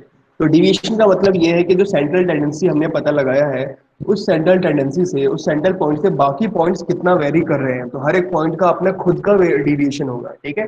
तो जो सेंट्रल टेंडेंसी है वो पूरे डेटा का होता है, लेकिन डिविएशन जो होता है वो हर एक पॉइंट के लिए इंडिविजुअल होता है, ठीक है। तो लेट्स से हमारे पास डेटा जो है 10, 20, 18, 14, 16, या फिर छोड़ो, हमने जो डेटा मीन के लिए लिया था वही डेटा उठाते हैं, ठीक है। Let's make things simple. ये हमारे पास डेटा था और हम इसी के लिए डिविजन कैलकुलेट करने की बात कर रहे हैं। तो हमारे पास मीन निकल के आया था ना, 7 और 7 14 और 10 24 और 6.6 मीन निकल के आया था। और लेट्स से कि हमने सेंट्रल टेंडेंसी मीन को ही रखा हुआ है, ठीक है। तो मीन के नज़रिए से देखते हैं तो डिविएशन 1, इसका मतलब ये हो गया कि जो मेरा पहला एलिमेंट है उसका मीन से डिविएशन कितना है, ठीक है। तो डिवीजन को आप प्लस और माइनस दोनों फॉर्म में कैलकुलेट कर सकते हो। एक होता है डिवीजन, एक होता है एब्सोल्यूट डिवीजन, ठीक है। दोनों में जरा सा डिफरेंस है बस, ठीक है। तो लेट्स से कि डिवीजन का जो हम तरीका अपना रहे हैं कैलकुलेट करने का, ठीक है, जो डिवीजन कैलकुलेट करने का तरीका है वो है मीन माइनस आइटम, ठीक है, जो भी नंबर है जो भी हम माइनस कर रहे हैं। तो पहला डिवीजन हो गया 6.6 minus 2 which is equal to 4.6, ठीक है। डिवीजन 2 सी अकॉर्डिंग हो गया 6.6 minus 5 which is equal to 1.6, ठीक है। इसी तरीके से डिवीजन 3 आ गया हमारे पास which is equal to 6.6 minus 7 which is equal to minus 0.4। फिर आता है deviation 4 is equals to 6.6 minus 9 which is equals to minus 2.4. Then we have dev 5 which is equals to 6.6 minus 10 which is equals to minus 3.4, ठीक है। तो हमारे पास simple deviation आ गया। और simple deviation की जब हम बात करते हैं तो नंबर प्लस और माइनस दोनों साइन के साथ होते हैं। तो जो सिंपल डिविएशन होता है, अगर आप इसको प्लस करोगे ना तो ये हमारा गड़बड़ हो जाएगा, क्योंकि आप नेगेटिव टर्म्स को ऐड करोगे तो हो गया -6.2 और पॉजिटिव टर्म को प्लस करोगे तो हो गया +6.2। तो इनको ऐड करते के साथ ये डिविएशन जो हो गया, टोटल डिविएशन हो गया, वो गया 0। तो क्योंकि हमने डिविएशन किसके अराउंड कैलकुलेट किया है, मीन के अराउंड कैलकुलेट किया है। तो इसीलिए हम डेविएशन के बजाय हम एब्सोल्यूट डेविएशन का इस्तेमाल करते हैं। एब्सोल्यूट डेविएशन में क्या होता है कि हम साइंस को इग्नोर कर देते हैं, है ना। तो ये जो हो गया -0.4 था वो 0.4 हो गया, -2.4 2.4 हो गया, 6.6 माइनस 10 3.4 हो गया, ठीक है। आप लोगों ने पढ़ा होगा कि नंबर के दोनों तरफ हम एक दो छोटे छोटे बार लगा देते थे, याद है किसी को, क्या बोलते हैं उसको? सर मोड, क्या? Hello? Modulus. Modulus, good good good.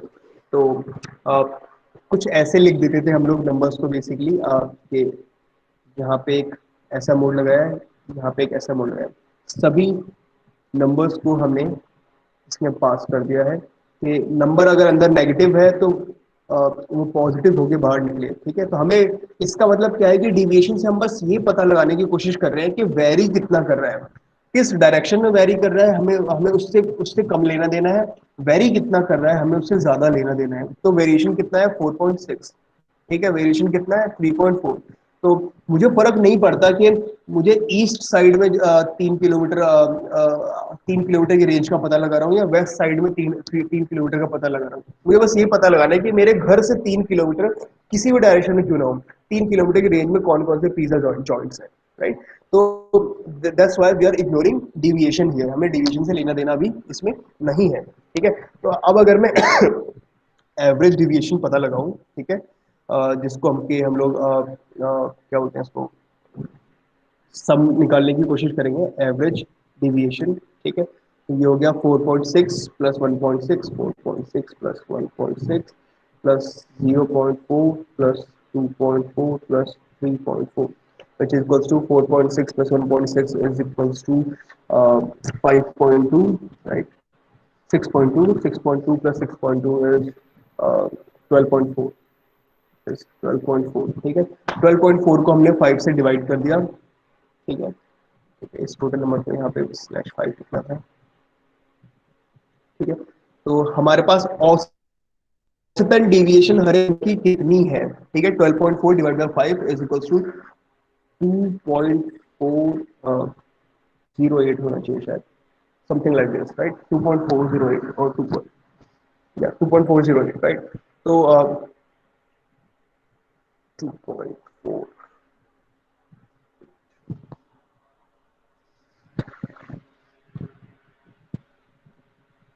ठीक है, 2.48 आया हमारे पास एवरेज डेविएशन। इसका मतलब क्या है कि अगर अगर अगर मुझे ये पता लगाना हो कि औसतन डिस्टेंस मेरा किसी भी फूड जॉइंट से, मेरे घर से, ठीक है, जो मेरा घर है वहां से 3 किलोमीटर की रेंज में, अगर किसी भी फूड जॉइंट की मैं बात करूं तो औसतन डिस्टेंस उनके और मेरे बीच में कितना है? 2.48 है। ठीक है, औसतन डिस्टेंस सभी के बीच में 2.48 है। अब इसने क्या किया? इसने मुझे एक नजरिया दिया, और वो नजरिया क्या है कि फर्क नहीं करता पड़ता कि मैं कहाँ पे जाऊं, कम से कम मतलब राउंड अबाउट मुझे 2.5 किलोमीटर तो जाना ही पड़ेगा।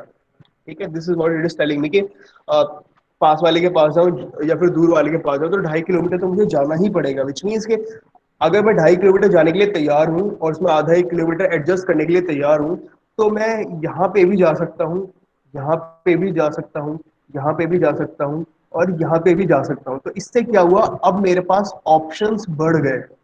ठीक है, तो एवरेज डिविएशन अगर मुझे मालूम है कि औसतन सभी से डिस्टेंस मेरा इतना है, तो अब टोटल जो ऑप्शंस थे उसमें से मेरे सब ऑप्शन जो है, जो कि मेरे लिए ऑप्टिमल है, वो बढ़ चुके हैं। ठीक है, तो अब मेरे लिए division 2, second joint, third joint, fourth joint और फिफ्थ जॉइंट, ये चारों फूड जॉइंट मेरे लिए अब फीजिबल नजर आ रहे हैं एज कम्पेयर टू प्रीवियसली, है ना?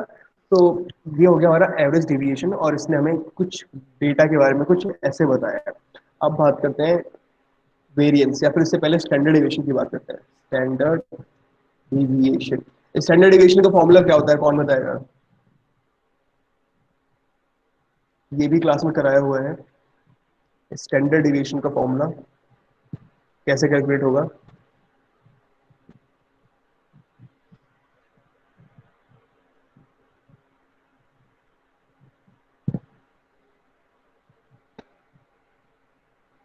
somebody answer, is somebody going to answer?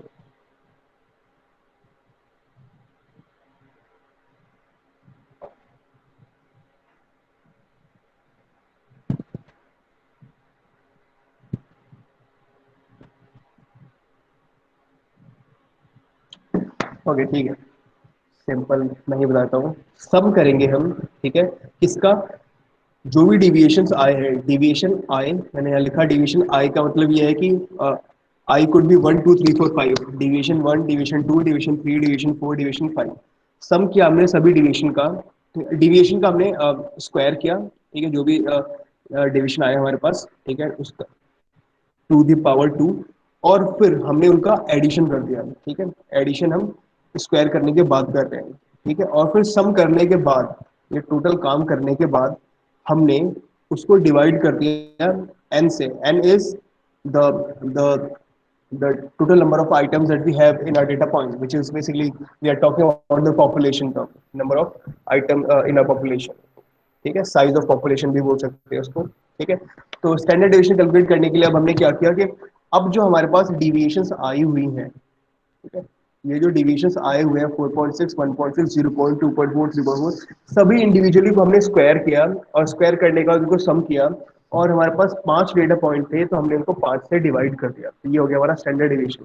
अब ये हमारा नॉर्मल डिविएशन से अलग कैसे है, इसको भी समझने की कोशिश करेंगे अभी। ठीक है, तो हमारे पास स्टैंडर्ड डिवीजन आया 4.6 का स्क्वायर। अब कैलकुलेट करो, कोई बताते जाओ मुझे। ठीक है, दिस शुड बी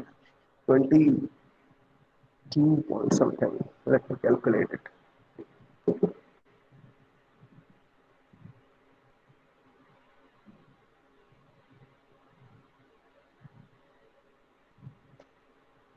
21.16। ठीक है, तो अभी हमारे पास स्टैंडर्ड डेविएशन के लिए हमने जो पता लगाया, सबसे पहले नंबर का स्क्वायर आया है 21.16। ठीक है, प्लस, ठीक है, 1.6 का स्क्वायर 16 का स्क्वायर 256 होता है, तो 2.56, प्लस 0.4 का स्क्वायर होता है 16, तो प्लस 24 का स्क्वायर होता है 576, तो 5.76 प्लस 34 का स्क्वायर होता है शायद 1234 समथिंग। लेट्स सी 2.4 2.4 1156, ठीक है 1156, तो 11.56। तो हमारे पास स्टैंडर्ड डिवीजन के लिए हमने सभी इंडिविजुअल टर्म का स्क्वायर निकाला है, ठीक है। स्क्वायर क्यों निकाला है, क्योंकि जब हम स्टैंडर्ड डिवीजन कैलकुलेट करते हैं तो ये जो डेवी आई लिखा हुआ है ना, ये एब्सोल्यूट डेविएशन नहीं है, ये सिंपल डेविएशन है, प्लस और माइनस दोनों साइन के साथ। तो एब्सोल्यूट डिवीजन के साथ प्रॉब्लम ये है कि ये जो नंबर है अपने आप में वो स्क्वायर हो जाता है, और बाकी इसमें कोई भी अ, ये जो नंबर अपने आप में यहाँ पे आया है ये कई बार ज़्यादा भी हो सकता है, कई बार कम भी हो सकता है, बहुत कम या बहुत ज़्यादा भी नज़र आ सकता है हमें। तो स्टैंडर्ड डेविएशन में हम जो इंडिविजुअल नंबर्स आए हैं पॉजिटिव नेगेटिव फॉर्मेट में, हम उनका स्क्वायर कर देते हैं। तो 4.6 आया था तो 4.6 का हमने स्क्वायर कर दिया, 1.6 आया उसका स्क्वायर कर दिया, -0.4 आया तो उसका स्क्वायर करने से दो फायदे हुए। एक तो एक तो आई मीन मोस्ट इम्पोर्टेंट फायदा जो हुआ वो ये हुआ कि जो नेगेटिव नंबर है वो पॉजिटिव में कन्वर्ट हो गया, क्योंकि किसी भी नंबर नेगेटिव नंबर का आप स्क्वायर निकालोगे तो वो अपने आप वो पॉजिटिव हो जाएगा, राइट। -2 into -2 is +4। तो सबसे बड़ा फायदा ये है कि हर एक डिवीजन इसमें स्क्वायर हो रही है, विच मीन्स कि हर एक डिवीजन अपने आप पॉजिटिव में कन्वर्ट हो रही है, ठीक है। तो स्टैंडर्ड डिवीजन इसीलिए हम लोग कैलकुलेट करते हैं क्योंकि हर एक नंबर अपने आप में पॉजिटिव में कन्वर्ट हो रहा है, इसीलिए जो डिवीजन निकल के आएगा वो एक दूसरे को कैंसिल आउट कभी नहीं करेगा, सारे जो नंबर्स निकल के आए हैं वो बाय डिफॉल्ट पॉजिटिव है, ठीक है। यही काम सिंपल डिवीजन के साथ भी हमने किया था, है ना, जो हमने एवरेज डिवीजन निकाला। तो सिमिलरली स्टैंडर्ड डिवीजन एक और मैट्रिक है जो कि एवरेज डिवीजन की तरह है, और एवरेज डिवीजन हमने मॉडुलस के साथ किया, एवरेज डिवीजन विद मॉड, हमने विद मॉडुलस किया था। तो स्टैंडर्ड डिवीजन में क्या हमने मॉडुलस नहीं लगाया, हमने इसका स्क्वायर कर दिया सभी टर्म्स का, जिससे कि वो पॉजिटिव सर, हो जाए। यस, ये जो आपने फॉर्मूला लिखा है इसके ऊपर अंडर रूट नहीं आती?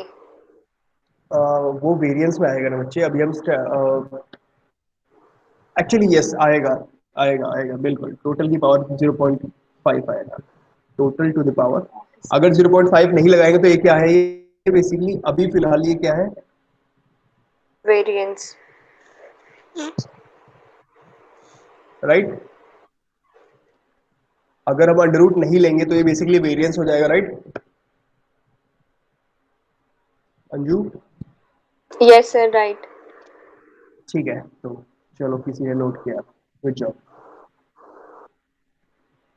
ठीक है, तो स्टैंडर्ड डिवीजन लिया हमने, ठीक है, और हमने उसका 0.5 लिया इसको, 0.5, ठीक है, अंडर रूट लिया हमने, ठीक है। अंडर रूट लेने के पीछे भी एक वजह है, ठीक है, उसके लिए हमको हम लोग वेरिएंस भी देखेंगे अभी, ठीक है। तो ये लिया हमने, और ये भी लिया हमने, और 0.5 लगा दिया हमने, ठीक है। तो अब इसका सम कर लेते हैं, तो 21.16 हो गया प्लस 2.56 हो गया 23.72, 23.88, 23 और 5 28.88, 28.88, 29.64, 29 और 11 हो गया 40.64, 41.2 राउंड अबाउट, राइट। तो 41.2 आप लोग कैलकुलेट कर सकते हो, फिर से इसको हम 5 से डिवाइड करेंगे और फिर हम इसका अंडर रूट निकालेंगे, ठीक है, which it will be equals to 8.24, ठीक है। 8.24 का अगर हम अंडर रूट निकालते हैं टू द पावर 5, तो ये निकल के आएगा लगभग 2.8 के राउंड होगा, राउंड अबाउट 2.8 निकल के आएगा, ठीक है। तो अब जो हमने स्टैंडर्ड डिवीजन निकाला उसमें जो नंबर निकल के आया है वो लगभग छोटा निकल के आया एज कम्पेयर टू बाकी सब्जेक्ट। तो स्टैंडर्ड डिवीजन कितना है, मतलब ये हमारा एवरेज डिवीजन के आसपास ही निकल के आएगा, ठीक है। लेकिन ये नंबर जैसे हमने स्क्वायर किया था तो नंबर बहुत बड़ा निकल के आ सकता है, 2.8 के बजाय ये 8.24 हो सकता था, है ना। तो जो वेरिएंस है इसका, वेरिएंस है वो 8.24 है, ठीक है, जो हमने यहाँ निकाला है। और जैसे ही वेरिएंस को हम स्क्वायर रूट कर देते हैं, यानी कि स्टैंडर्ड डिवीजन का एक और फॉर्मूला होता है which is equal to variance का अंडर रूट, वेरिएंस का अंडर रूट, ठीक है। तो वेरिएंस 8.24 है, ठीक है, और स्टैंडर्ड डिवीजन हमारा जो निकल के आया, ठीक है, वो निकल के आया हमारे पास 2.8 राउंड अबाउट। अब हमने वेरिएंस का इस्तेमाल क्यों नहीं किया, हमने स्टैंडर्ड डेविएशन का इस्तेमाल क्यों किया?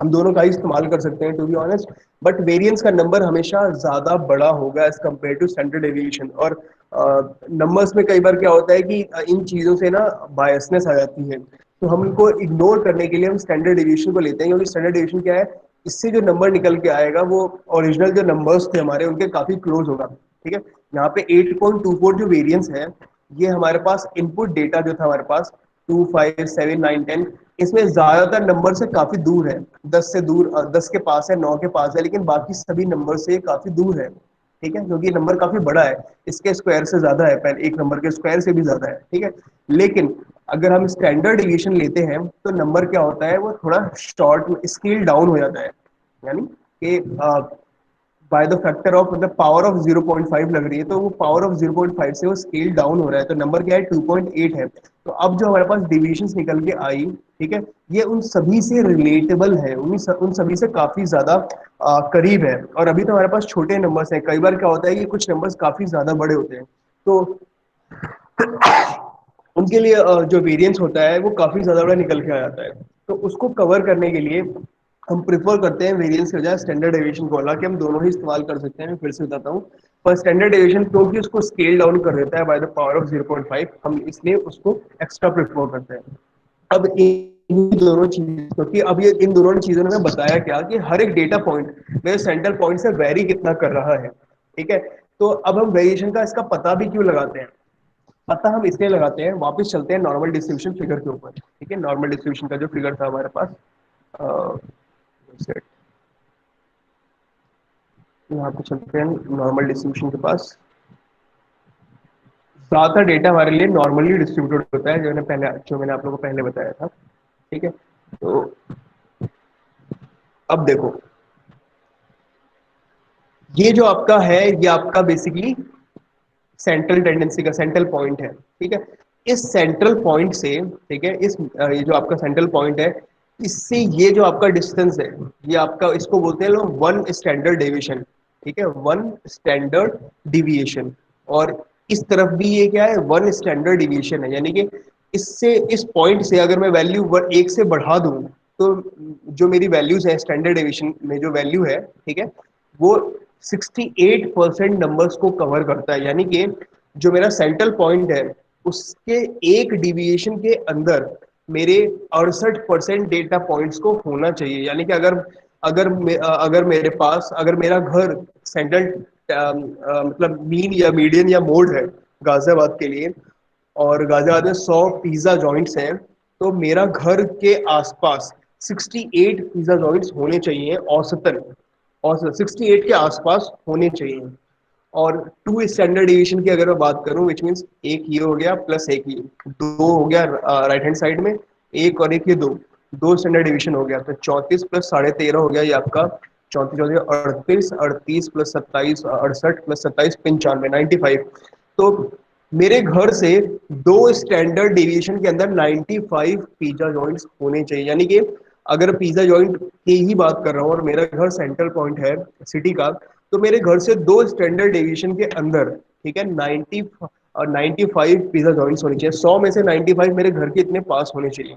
इसीलिए हम लोग स्टैंडर्ड डिवीजन पढ़ते हैं कि कितना दूर है मेरे मतलब हर एक डेटा पॉइंट दूसरे पॉइंट से कितना यूनिट दूर है, उसके बेसिस से हम ये पता लगा सकते हैं कि वो जो डेटा का जो पोजीशन है हमारे डेटा, पूरे डेटा सेट के अंदर, वो कहाँ पे होगा। अगर वो सेकंड डिवीजन में लाई कर रहा है, फर्स्ट और सेकंड डिवीजन के बीच में, तो इसका मतलब ये क्या है कि वो 13.5, इसके वो जो डेटा है वो 68% के रेंज में नहीं आता है, वो उसके बाहर में आता है। और सेकंड और थर्ड डिवीजन के बीच की अगर मैं बात करूं, यानी इस पॉइंट से और इस पॉइंट के बीच की बात करूं, जहाँ पे आपका सेकंड डिवीजन शुरू हो रहा है, जहाँ पे आपका थर्ड डिवीजन शुरू हो रहा है, या फिर ये बोलूं कि जहाँ पे जो आपका सेकंड डिवीजन का जो रेंज है, उस रेंज के अगर मेरा डेटा लाई कर रहा है, तो 13.5% डेटा ही वहां पे लाई करता है। यानी कि अगर लेट्स सपोज कोई डिसीजन मेकिंग करना है मुझे, और मेरा कोई डिसीजन इस पर्टिकुलर रेंज के अंदर लाई कर रहा है, 13.5% रेंज के अंदर, तो इसका मतलब ये है कि वो जो डिसीजन बनाना है, वो जो डिसीजन मुझे लेना है, वो बहुत कम बार ही है जो लिया गया है। ठीक है, वो डिसीजन बहुत कम बार लिया गया है, इस मतलब ये है कि इसमें रिस्क बहुत ज़्यादा हो, ऐसा हो सकता है, या फिर ऐसा हो सकता है कि उस डिसीजन को लेने के जो अपॉर्चुनिटीज है वो बहुत कम आई हो। बहुत सारे फैक्टर्स हो सकते हैं जो कि इसके पॉइंट जो कि इसके फ्रीक्वेंसी कम होने की वजह हो सकती है।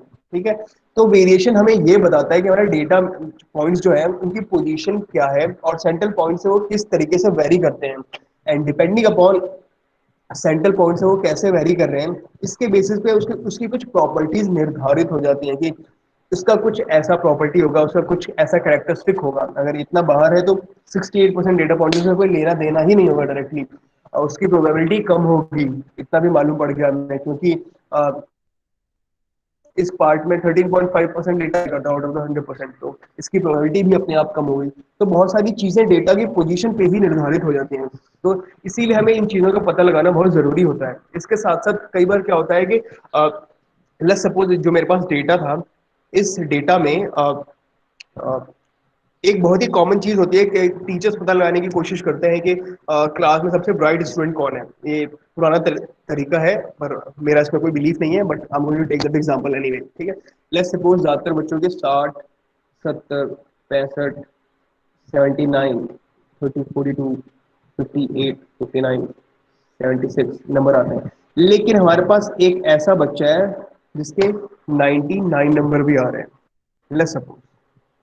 ठीक है, अगर हमारे पास ऐसा केस है, ठीक है, ऐसा केस है, तो इसका इस इन नंबर्स का जो मीन है हमारे पास, जो मीन है वो है बेसिकली 60 और 70, 130, 195, 195 और 80 मान लो इसको, तो 195 और 80 हो जाएगा 275, 274 हो गया, ये 274 और 40, 314, 317, 317 और 9 हो गया आपके लिए 317, 316 होता, 376, 376 और 6, 382, 382, 452, 452, 591 हो गया, राउंड अबाउट 551 हो गए। ठीक है, तो लेट्स सपोज एक सब्जेक्ट है ये जिसमें तीन पीछे 8 बच्चों के मार्क्स आए हैं, तो इसका मीन निकल के जो आया है वो है आपका ये हो गया, इट्स ऑलमोस्ट 70 से नीचे है, 60, 69 है लगभग।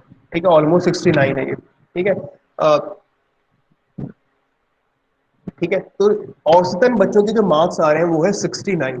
ठीक है, तो मेरे पास पहले बच्चे के लिए वेरिएशन है 9 का, सॉरी डिवीजन है 9 का, दूसरे के लिए है 1 का, तीसरे के लिए है 5 का, चौथे के लिए है 10 का, ठीक है, पांचवे के लिए है 26 का, छठे के लिए 10 का है, सातवें के लिए 7 का है, और आठवें बच्चे के लिए डिवीजन 30 का है। तो अब अगर आप ये देखो तो इस टोटल फिगर के अंदर मुझे दो ऐसे नंबर नजर आ रहे हैं जो कि इस क्लास की रेंज से ना बहुत बाहर नजर आ रहे हैं। अगर मैं बात करूं 10 की, 7 की, 10, 5, 1, 9, ये तो फिर भी सारे नंबर रिलेटेबल है, लेकिन 26 और 30 ये नंबर काफी डिफरेंट है। ठीक है, तो अब मुझे ये मालूम पड़ रहा है कि दो एक्स्ट्रा ऑर्डिनरी या फिर एक्स्ट्रा डिफरेंट बोलूंगा मैं यहाँ पे एक्स्ट्रा ऑर्डिनरी की बजाय, कि दो एक्स्ट्रा डिफरेंट डेटा पॉइंट्स है मेरे पास जिन पे जिन पे मुझे फोकस करने की जरूरत है, मतलब जिन पे मुझे ध्यान देने की जरूरत है। जो आपका क्रेडिट कार्ड फ्रॉड का डिटेक्शन होता है वो भी कुछ इसी तरीके से होता है।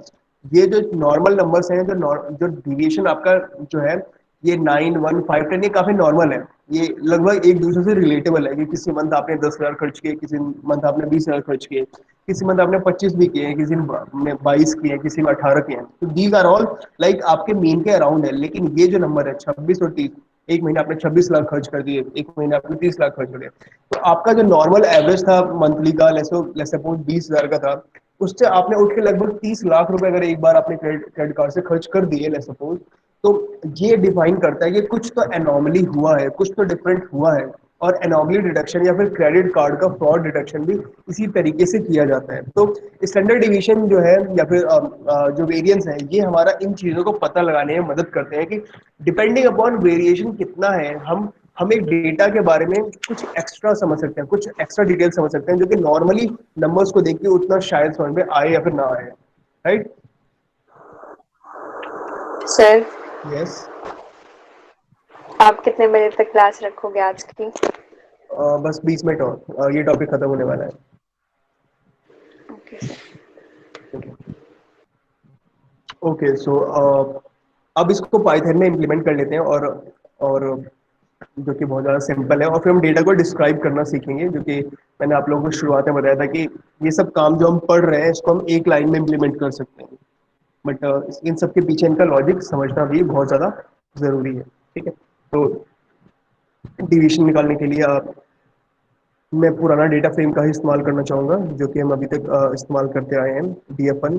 ठीक है, तो सबसे पहली चीज़ जो हम कैलकुलेट करेंगे वो है स्टैंडर्ड डिविएशन। ठीक है, या फिर हम एब्सोल्यूट वैल्यू भी निकाल सकते हैं, टू बी ऑनेस्ट वो भी ट्राई कर सकते हैं, but let's go with the standard deviation thing. ठीक है, तो I am going to calculate, I am going to print एक पर्टिकुलर कॉलम के लिए और पूरे डेटा फ्रेम के लिए, दोनों के लिए करने वाले हैं। Standard STD for salary. ठीक है, और इसमें निकाला हमने DF1 सैलरी, और STD फंक्शन का नाम है जो हम इस पर अप्लाई करेंगे। ठीक है, तो इसको अप्लाई करने के साथ ही this should give us standard division for salary. इसी तरीके से हम डेटा फ्रेम के लिए भी निकाल सकते हैं। सैलरी के लिए we are going to put DF and we are going to remove this thing, and this is going to give us standard deviation for all the columns. Okay, so we have the standard deviation for salary as 20,297, standard deviation for age is 4.13, salary का भी हो गया, add on benefit हो गया 1699। ठीक है, okay, तो इसी तरीके से अब हम डिवीजन हमने पता लगाया है, डिवीजन के अलावा हम वेरिएंस का भी पता लगा सकते हैं। ठीक है, वेरिएंस के लिए भी हमारे पास फॉर्मूला है, तो हम going to go with the formula straight away. ठीक है, पुराना कोड वही इस्तेमाल किया है, कुछ डिफरेंस नहीं है।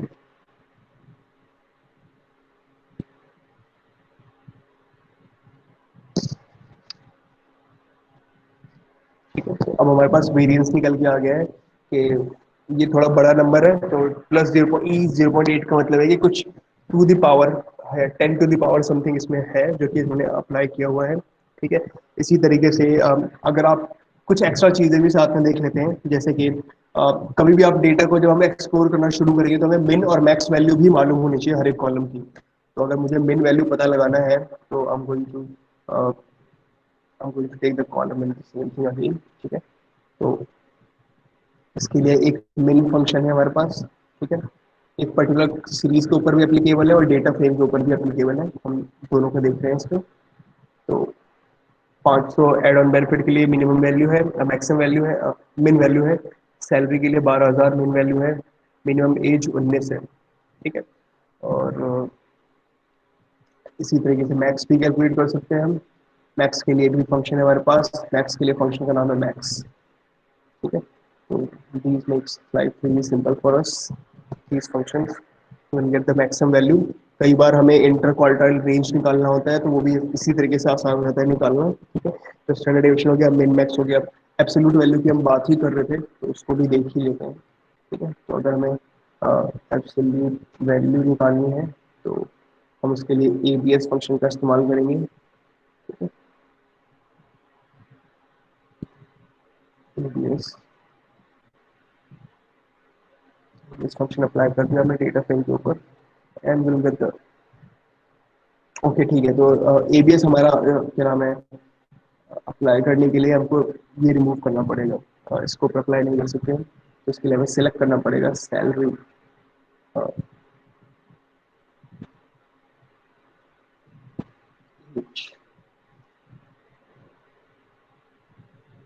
क्या था, benefit,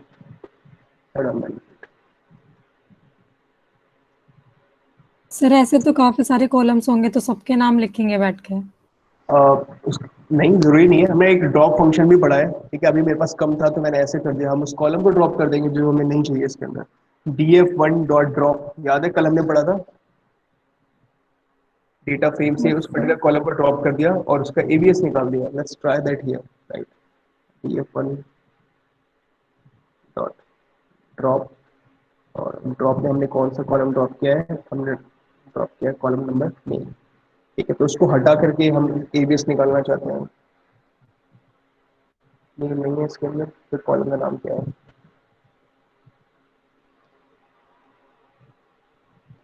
is the column. Wait.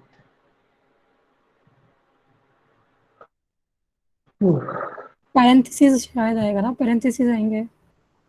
एक सेकंड एक सेकंड एक सेकंड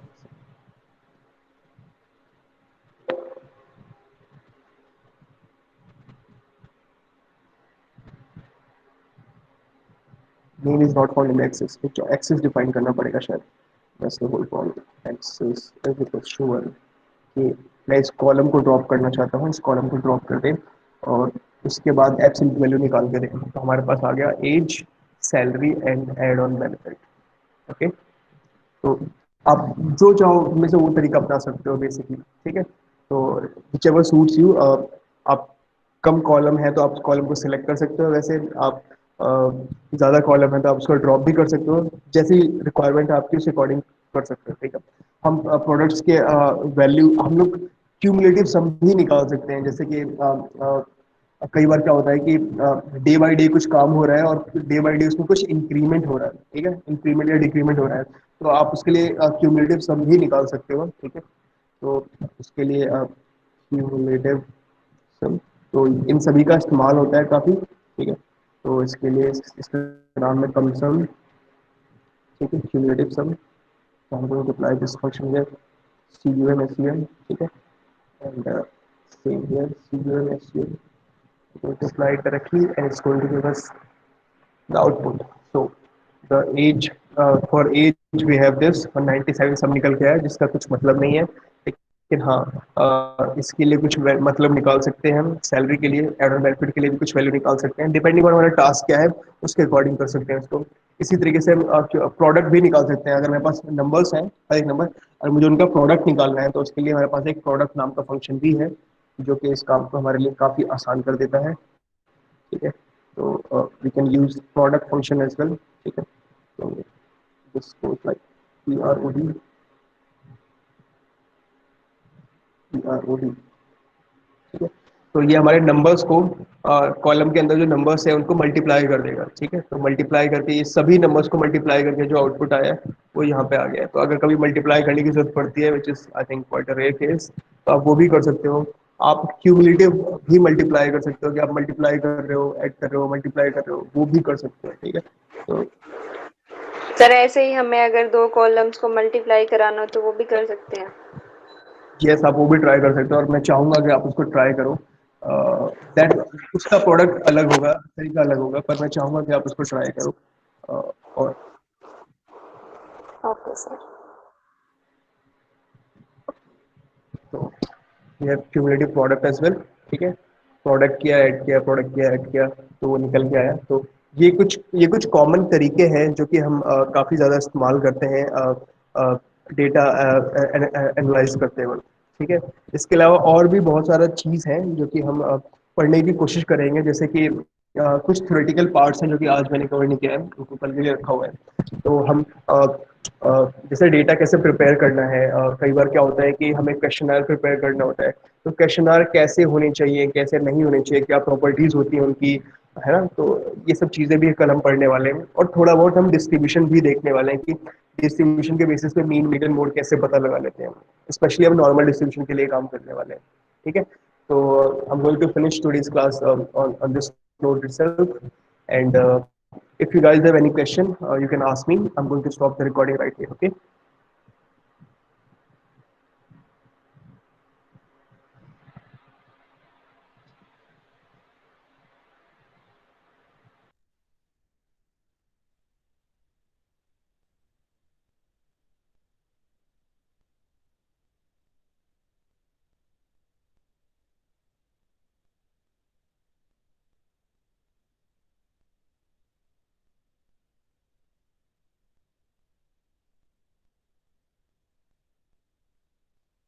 सर Yes.